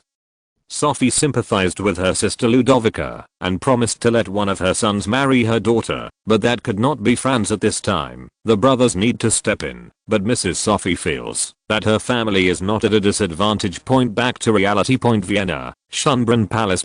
Franz remembered that he was turning 16 and had his birthday again. Time flew by so fast. Looking at the information and documents on the table, he didn't know how many things had not been dealt with, but what he was dealing with now was life after all event. Mother, do you have any candidates? In Franz's opinion, things like marriage are just the icing on the cake. Specific matters still require strategizing and sufficient strength, so it is better to listen to other people's suggestions. Mrs. Sophie gave Franz a you-know-it-very-well look, and the latter felt that it seems that regardless of the East or the West, parents still like to be filial to their sons. It would be better to replace filial piety here with respect. Mrs. Sophie clapped her hands, and someone brought in a portrait. This made Franz a little confused. Why did Austria use this method, even though they had cameras? And what about the promised political marriage? Why does it feel like choosing a concubine or a lottery? Although the painters are all famous people, the painters are all human beings, and with a little money they can make the portraits look better or worse. Moreover, Franz had clearly seen photos of princesses from various countries, but he couldn't quite place them. Is it a fish that slipped through the net? Or is it a princess from another small country? While Franz was settling his thoughts, Madame Sophie continued, pick and pick. Just write down the ones you like. Which ones? Franz couldn't help but asked with some confusion. When did the Western courts change polygamy? While Franz was thinking wildly, Mrs. Sophie said again, otherwise, wouldn't it bring shame to the family if you choose only one? If you don't feel shabby, I will feel shabby for you. In the next few seconds, Franz's expression changed from shock to ecstasy to surprise. The person in these portraits is not a princess, but a nursery nurse or countess of hygiene who has come to apply. Franz said numbly, I do not need. Why not? Mrs. Sophie emphasized, this is a training course that the heir to the throne must go through. Franz was speechless for a while. He knew who wrote the course. The scene of the old man and his grandson peeking at the washerwoman changing clothes came to mind, and Franz could only sigh. Alright, Franz just looked at the portraits and soon discovered a common feature, that is, they were too mature. In fact, this has something to do with Mrs. Sophie's aesthetics. She prefers girls with bigger breasts and butts, because such women are theoretically more likely to have children. But this kind of aesthetic in the 19th century was very deformed. Mrs. Sophie noticed Franz's disgusted look and said quickly, these are girls from good families. All girls with good conduct. Franz couldn't help but cover his face. At this time, Mrs. Sophie's words were like a third-rate madam selling goods. These so-called good girls are actually girls from small noble families. After completing some tasks, they can get a generous reward and a special status. Of course, it is not ruled out that someone can really become the lover of the heir to the throne, so they and their families enjoy it. Franz, can I skip this lesson? Mrs. Sophie snorted. She knew her son very well. There was nothing wrong with him, she just didn't like him. Then, make another batch, and there will be as many people as you want. Mrs. Sophie snapped her fingers again, and another batch of portraits were placed in front of Franz. The latter reluctantly leaned over and looked at it again. About a minute later, the former snapped his fingers helplessly. In this way, the mother and son were in a stalemate all afternoon. Mrs. Sophie roared, you're not done yet, you brat. Franz thought for a long time and finally came up with a suitable explanation. Because Mrs. Sophie was a devout believer, she still needed to take the right medicine. Mother, I think marriage is sacred. And it is also said not to be allowed in the 10 Commandments. It doesn't count if it's voluntary, madam. Sophie answered without thinking. Franz was about to speak again, but was stopped by Madame Sophie. Don't you usually believe this? Franz smiled awkwardly. Shouldn't we be more flexible? Then, why can't you be more flexible on this matter? Mrs. Sophie asked. In fact, the so-called Childka class is to desensitize the heir to the throne to love, and not to indulge in the pleasure of Slanesh. But the old emperor is dead, and although Franz's uncle is the heir to the throne, he cannot receive a complete heir education despite his physical inconvenience. As for dad, looking at Mrs. Sophie's angry look, I knew it must be very unsuccessful. Seeing Franz's hesitant look, Mrs. Sophie became even more angry. Aren't you afraid of being embarrassed when the time comes? Some of today's ones are mainly for a twist and are a bit stiff. If you're listening to this novel on a channel other than Fanfic World, it means they downloaded and uploaded it without effort. We cordially invite you to visit our channel, Mundo Fanfic Novelos. There you'll find the original version of this story and you can explore many other novels of various genres. We're waiting for you to immerse yourself in a world of incredible novels. Chapter 722 Dinner. Franz was a little speechless and didn't want to continue such meaningless things. Mrs. Sophie also found it boring. Mother, I heard that something unpleasant happened to you in Stuttgart, the capital of the Kingdom of Württemberg. Mrs. Sophie's face turned cold. There Just a bunch of cowards who like to dig up old accounts. Historically, during the Napoleonic Wars, the Kingdom of Württemberg, as an outpost in Western Germany, did not receive support from the Austrian Empire. When the French fought, the Kingdom of Württemberg later turned to Napoleon to attack the Austrian Empire. So the two sides had deep resentments. Now Mrs. Sophie wants to ruin the good things of the Kingdom of Württemberg again. But even so, the latter still has no way to refuse, because at this time, the Austrian Empire has an absolute advantage in both the German Confederation and the German Customs Union. Thinking of those old sesame seeds and rotten millet, Mrs. Sophie's expression immediately changed. It's not because of you. Queen Alexandra will come to Vienna with Grand Duchess Olga Nikolaevna next month. You behave well. Don't make any mistakes. Franz's attitude was quite sincere. After all, theoretically speaking, marriage with Russia was the best choice at this time, and it was also Mrs. Sophie's painstaking efforts, but the latter felt that the former's attitude was not positive enough, and he couldn't help but have veins popping out on his forehead. However, she couldn't talk and couldn't fight, so she could only leave angrily. The family dinner in the evening was extremely sumptuous, but the large amount of spices made the dishes lose their original taste. In fact, professional chefs know this better than Franz, but it is a tradition. In the past, the use of spices was the privilege of the nobles, and the royal family naturally used more in order to show off their financial resources, especially now that Franz has opened up the spice route between Zanzibar and India, as well as Southeast Asia. The palace chefs used spices as if they were free. The Austrian palace dinner is not the same as the French one. It has a strong Italian color and Czech style. Most of the palace chefs in the Austrian Empire were Czechs. While striving for excellence, they also liked to make some inventions, which usually brought some surprises. Of course, sometimes it can be frightening, such as the golden smile addition, the Chinese Little Master's house that Franz accidentally mentioned before. The palace chef reproduced it, and the things he made did not make people laugh, but made them laugh. When Franz cut open the crust with a knife, a stream of syrup shot out. Fortunately, he was quick to avoid the sudden blow, but the waiter behind him was unlucky. With a scream, a large number of palace guards rushed into the banquet hall, disrupting the entire banquet in a chaos that no one could explain. With the lessons learned from last time, the palace chefs have also restrained themselves a little. At least they will not make any mistakes at the family dinner at this time. A portion of white rice was placed in front of Franz. Because he had the habit of eating white rice since he was a child, people in the palace had long been accustomed to it. However, this treatment is only given at family dinners. If there are guests present, Franz cannot hold the white rice and chew it. In fact, rice is considered a dish in Western food, not rice. As for bread, it is usually used to wipe the mouth and pad the plate. However, this custom gradually disappeared after the French Revolution, but this did not include the Austrian court. Although it is white rice that is very common in modern times, it is expensive because rice is rarely grown in Europe, and Franz likes to eat a kind of rice produced in the Iberian Peninsula. The transportation fee alone is already sky high. Of course, Franz couldn't know this, and he still felt that he was very frugal. Franz was protected by the old emperor when he was young. When he grew up, he could make money on his own, so Mrs. Sophie did not interfere. But this was completely partial in Maximilian's eyes, so he had to eat rice every meal. Mrs.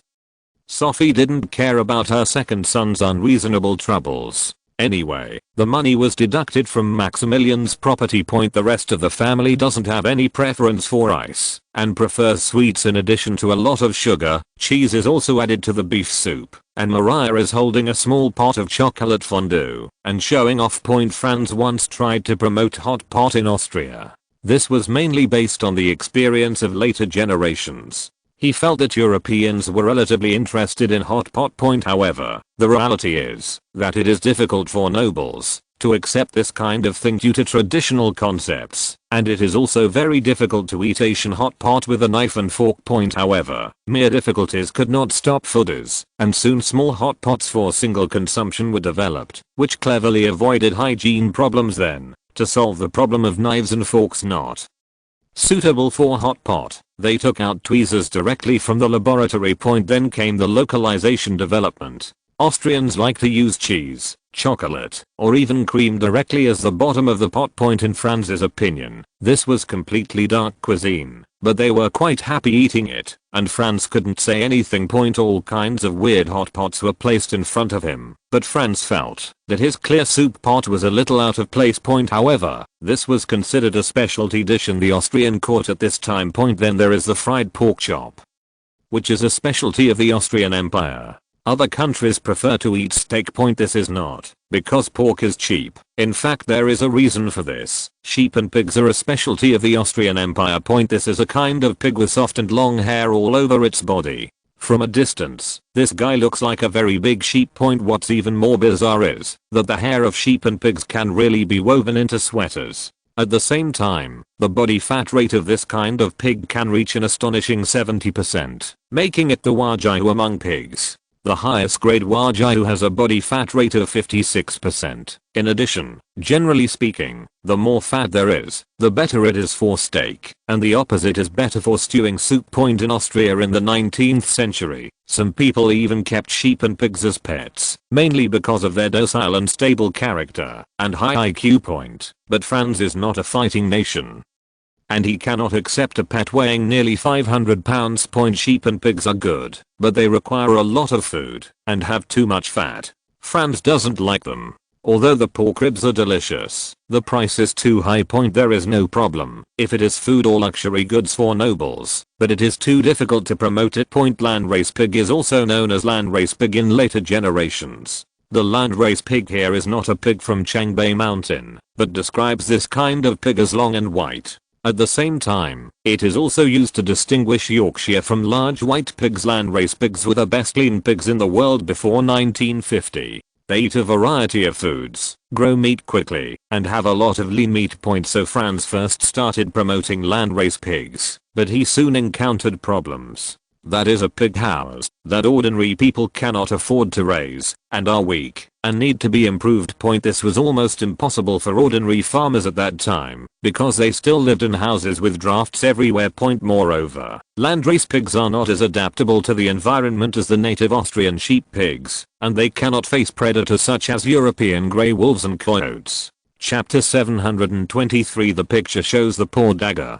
Regardless of wind, rain, or sun, sheep and pigs have thick hair on their bodies, and landrace pigs obviously can't stand it. In addition, although sheep and pigs are very gentle, they are still behemoths weighing 500 kilograms. In addition, it is not a problem to drive away a few coyotes when they are free range all year round. But everyone knows that Franz's style must be hybridized. But it's not just crossbred with local sheep and pigs, but Tehu pigs brought back from the Far East. Even in modern times, Tehu pigs are still the pig breed with the largest number of litters in the world. They are also very protective of their litters and cautious in getting up and lying down. These are advantages that landrace pigs do not have. Landrace pigs often crush piglets, and may even fight for food or attack piglets for no reason. The piglets killed and eaten by them will cause huge losses. Tehu pigs can just make up for these shortcomings. In addition, Franz also introduced Yorkshire pigs and Russian pig hopes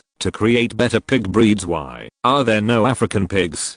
Because African swine fever is so scary. Humans will not have drugs that can theoretically combat it until 2022. Before that, they could only choose to treat it harmlessly. However, for a long period of time, the pig industry will still have to rely on Franz to support it. This is not to say that pig farming is not profitable. But ordinary farmers cannot afford to raise it, and small landowners cannot carry out large-scale breeding. The benefits are also limited, and the ability to resist risks is seriously insufficient. On the one hand, the big landowners and nobles have no motivation for reform, but on the other hand, they also want to sit back and enjoy the gains. After all, they are big enough, and it doesn't matter if they miss one or two opportunities. It's just that Franz is much stronger than the opponents they faced before, and has more cards than they can imagine. This was coupled with rock-solid determination and the support of an army of biologists that they could never have imagined. And the royal family is a brand that no amount of money can overwhelm. Franz's wish was to allow the people of the Austrian Empire to eat meat, but the stability of chicken was really worrying. And fish and rabbit meat were even worse. As for beef, that goal is too ambitious, so pork is more reliable.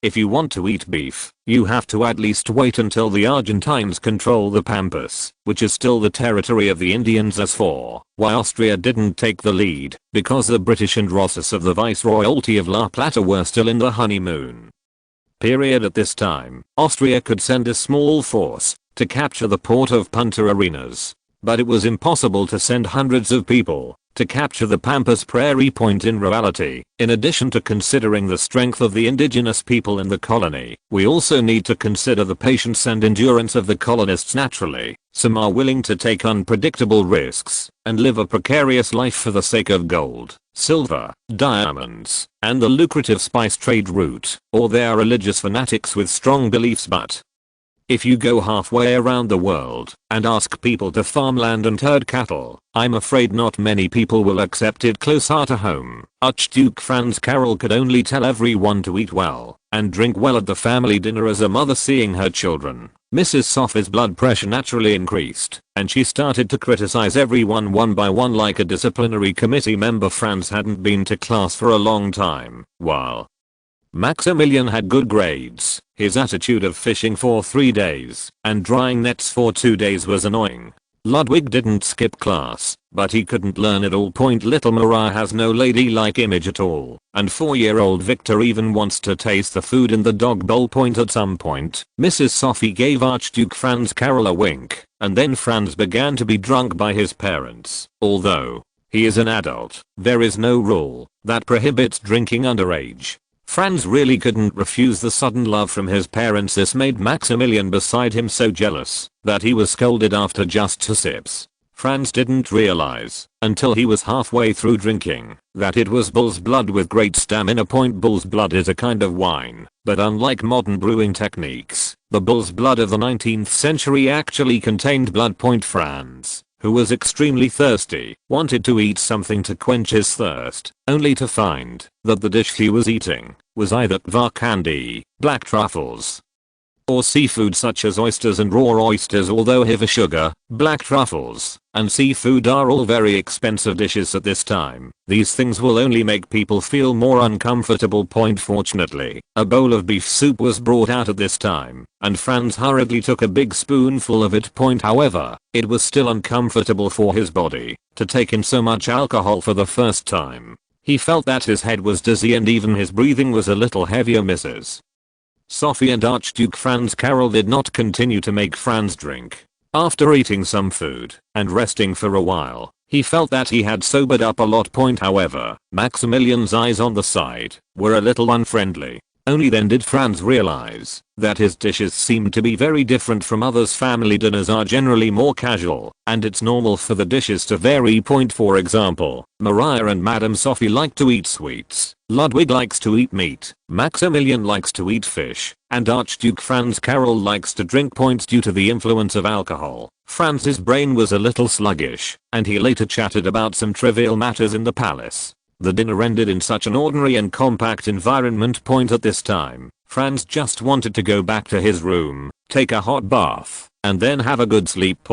Although Mrs. Sophie asked Franz to take a cold shower and sleep on a camp bed, the actual decision-making power on these matters rested with Franz himself. Therefore, Franz will not treat himself badly. He feels that long-term and hard semi-military training is much more useful than these forced hardships. Franz entered the bathroom and immediately got in. When he saw the steaming bath, he covered his head with a towel and let the heat flow through his limbs to relieve the fatigue caused by alcohol. Franz breathed a sigh of relief, but when he woke up, he heard the door creak open and soon smelled another smell, which was the intoxicating aroma of apples that have fallen to the ground and fermented for a long time. At this time, how could Franz not understand why Archduke Franz Karl insisted on getting the former half-drunk tonight? Franz said as he took off the towel from his face. "You came. It's me. Does it have to be this way? Do I have a choice? My feet are on you. Why don't you have a choice? And I've already done everything I can do, but I still have some unfinished business, don't I? Or do you think I can't handle a stupid kid like you, a Janny?"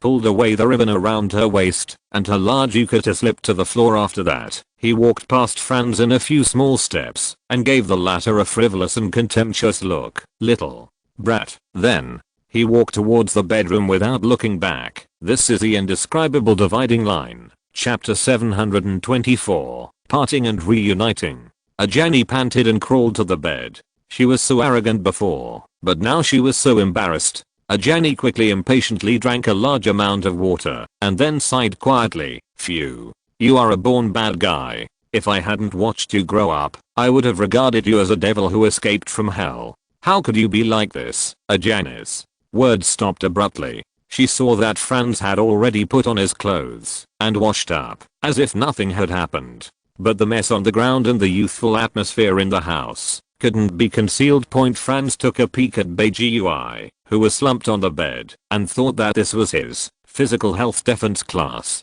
Although Franz had not practiced it, he had rich theoretical knowledge. After all, Franz, who has been a man for 2 generations, is already 40 years old in his heart, but he still said it seriously. Who are you going to give your job to? Don't worry, I have removed those hidden dangers for you. The entire Violet Knights are now fanatical followers of the Habsburg family, and you. Frigelova, Myratius and Karina will respectively take over my current role. As a former principal dancer in the theater, Frigelova has no difficulty in communicating and extracting information, and her stereotype of gypsies also allows her to better adapt to this job. Myratiles is the eldest lady of Artiles Bank, but now it is better to call it Artiles Mining Bank, because old Artiles, Jacob Artiles, accepted Franz's proposal. As the black glove of Austrian imperial industry, it was difficult for him not to make money. Artiles Bank has been ups and downs in the business and political circles for many years, and Myratiles still has the ability to be the main helper of the old Artiles, and as Jews who converted to Catholicism, they actually didn't have many choices, so their loyalty was relatively reliable. The name Karina, Franz, is quite familiar.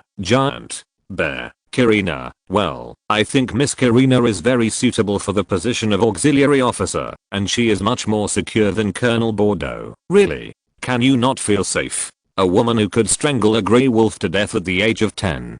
She was 180 cm tall at the age of 14. When she was 16, she pushed a piano and killed a thief who broke into her home. At this time, this giant bear has a height of 201 cm and a weight of 140 kilograms. If she were born in ancient times, wearing heavy armor, and carrying a mace weighing 20 to 30 kilograms, she would definitely be a role that one man can't control, and 10,000 men can't stop. In fact, a two-handed weapon of 10 to 15 kilograms is already very heavy. The author has been exercising all year round. Once I wielded a 5.5 kilogram, 11 kilogram knife with one hand. My wrist bones were dislocated. Using it and being able to pick it up are completely different concepts. If you feel that you are born with supernatural power, you can try the horizontal lift, which is already very energy consuming. If you add inertia when swinging, generally speaking, you will not be able to hold it at all. It's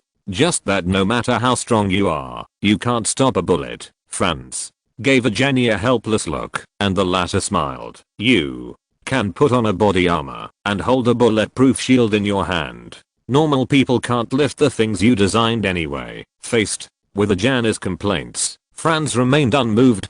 However, there is indeed a problem with the body armor and bulletproof shield designed by Franz. That is, in the absence of Kevlar fiber and high-strength nylon, even if the bullet cannot penetrate the steel plate, ricochet bullets without eyes are still very dangerous. It should be to prevent trouble before it happens. It would be very embarrassing if we were attacked in our own country. Although Franz likes watching gunfight movies, he doesn't want to get involved in them at all. I think he'll be more eye-catching that way. Franz sighed helplessly. Do you have to leave? Did you think it was safe to be with you? Ajani stood up and limped toward the bathroom, but Franz didn't answer. Ajani continued. Do you know how many times I have been assassinated? In fact, Franz can understand this situation. After all, some things will involve the interests of many people. 17 times. Thank you for your hard work, HMPH.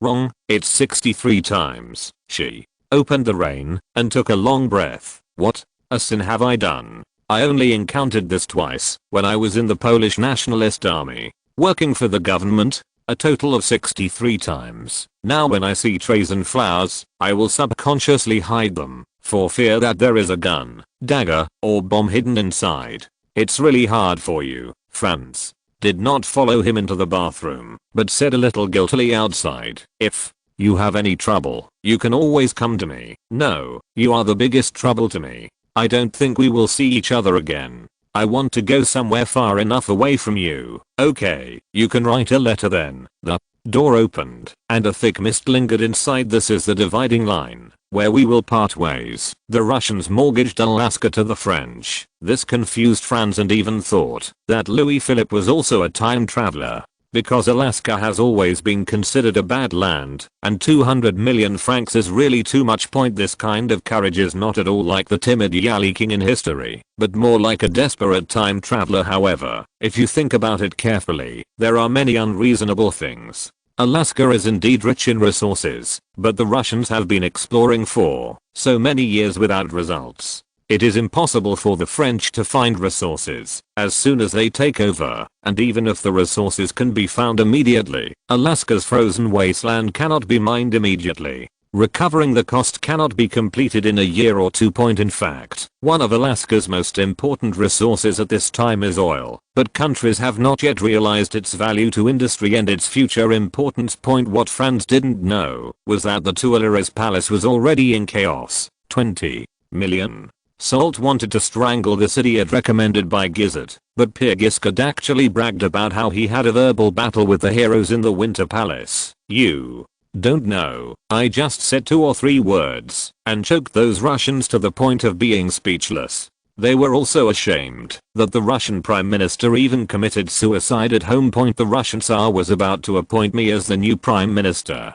I thought, how could I, a civilized French person, stay in such a barbaric place to bury my talents? So I refused sternly. I didn't expect that the Tsar would give up all the princesses in order to keep me. Get married. I'm telling you, it's so easy to go to Russia as an ambassador. Salt suddenly tapped the ground with his marshal's staff, and the surrounding area immediately fell silent. But some young officials could not hide their excitement. Your Majesty, Prime Minister, what are your orders? Fart. Salt was rarely so angry, but he was about to retire, and really didn't want to leave a stain on his glorious resume. Russians will listen to your farts? What's the use of buying a pile of mud and ice with 200 million francs? Chapter 725. Men want to fight. Pierre Giscard snorted and said, and leather. It's not worth 200 million francs to peel off your skin. Pierre Giscard rolled his eyes at the old marshal,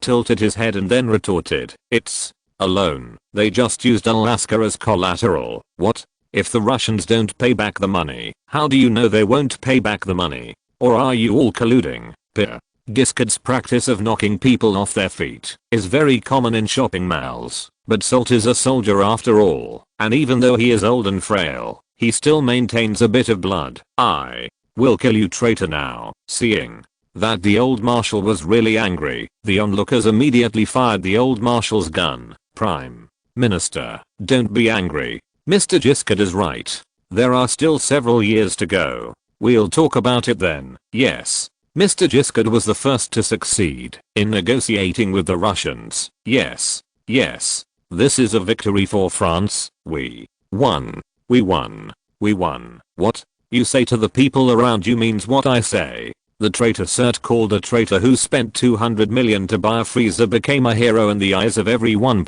Salt could only throw the scepter in his hand to the ground and walk away, because there were too many honest financial capitalists in the cabinet at this time, and they were colluding with each other. Even if Gizzard went to North America, they could not suppress this group of people. Development of Salt could only go to King Louis Philippe. However, the big money masters behind the Orleans faction had already communicated with the latter, and the former could only meet with disgrace. In the end, after Salt's repeated requests, Pierre Giscard was dismissed from office, and did not suffer any substantial punishment. 200 million francs seems to be nothing to the July monarchy, whose annual fiscal revenue is as high as 1.4 billion francs.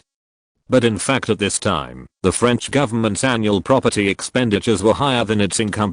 Moreover, the pressure on the deficit is getting bigger and bigger. If this continues, the entire French government will have to work for those financial capitalists at this time. The French government could only continue to borrow 200 million francs, and the interest rate on the loan was higher than the interest rate France lent to the Russians. In the end, the upper class capitalists of the dynasty won, and so did the Russians, but all these burdens were passed on to the country. Soult could only sit in his office and sigh. Although he felt that the Orleanists were playing with fire, he also could not accept the Bonapartists who advocated war. As for those orthodox factions who advocated traditional monarchy, they were even more of a joke in Soult's eyes, because the Great Revolution was not as simple as just chopping off a few heads. Some things cannot be killed once they appear, and some things can never come back once they die.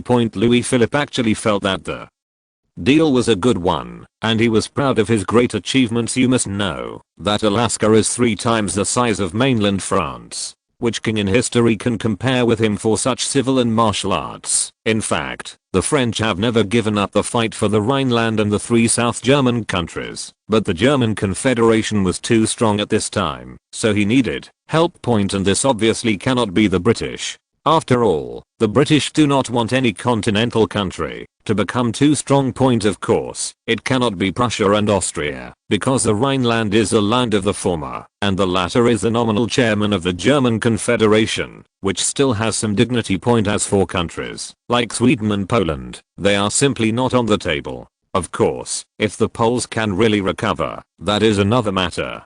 But judging from their performance in the past few months, Louis Philippe feels that the energy of these people is limited.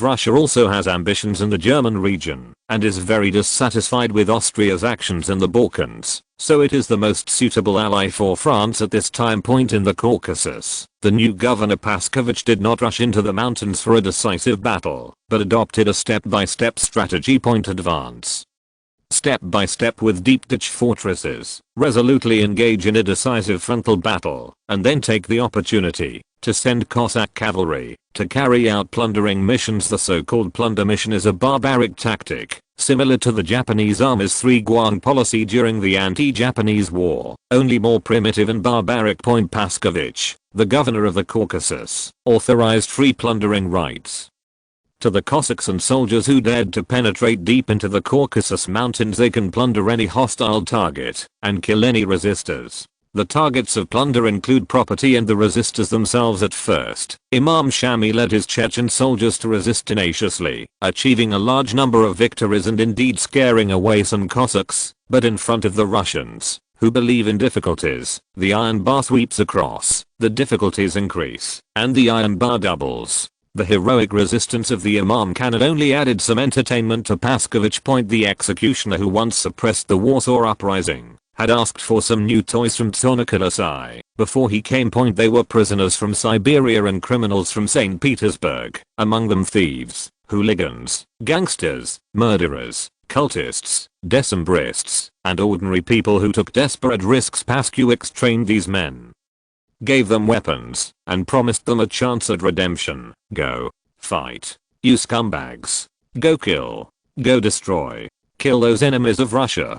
Go conquer. Go enslave. Let their wives and daughters cry under your monthly praise. Remember, the winner will not only get honor, but also freedom. Men want to fight, although Pascowicz's words were simple, they were very clear, targeted and provocative. Then more criminal legions and Cossack cavalry entered the mountains. They were rampant and unscrupulous. Their fighting power was far stronger than ordinary grey animals, and their behavior was more animalistic. The mountain people in the Caucasus suffered a devastating blow. The resistors were massacred, and the surrendered people became transport mules and horses, and slaves who were bullied. Imam Shami's letter for help did not receive a response, so this time he sent another group of people to Tripoli.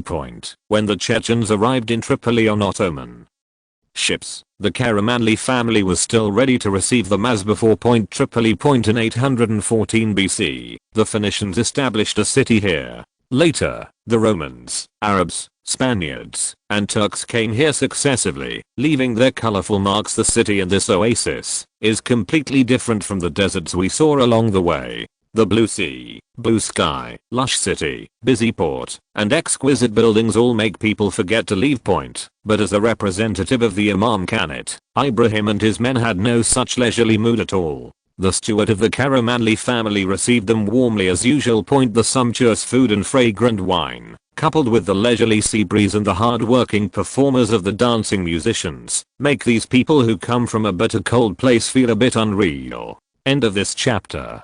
Thank you very much for reaching the end. Don't forget to like. Looking for more exclusive content and immediate access? Subscribe to our Patreon. Remember, every like, subscription, or donation encourages us to continue. Thanks to everyone. See you in the next video.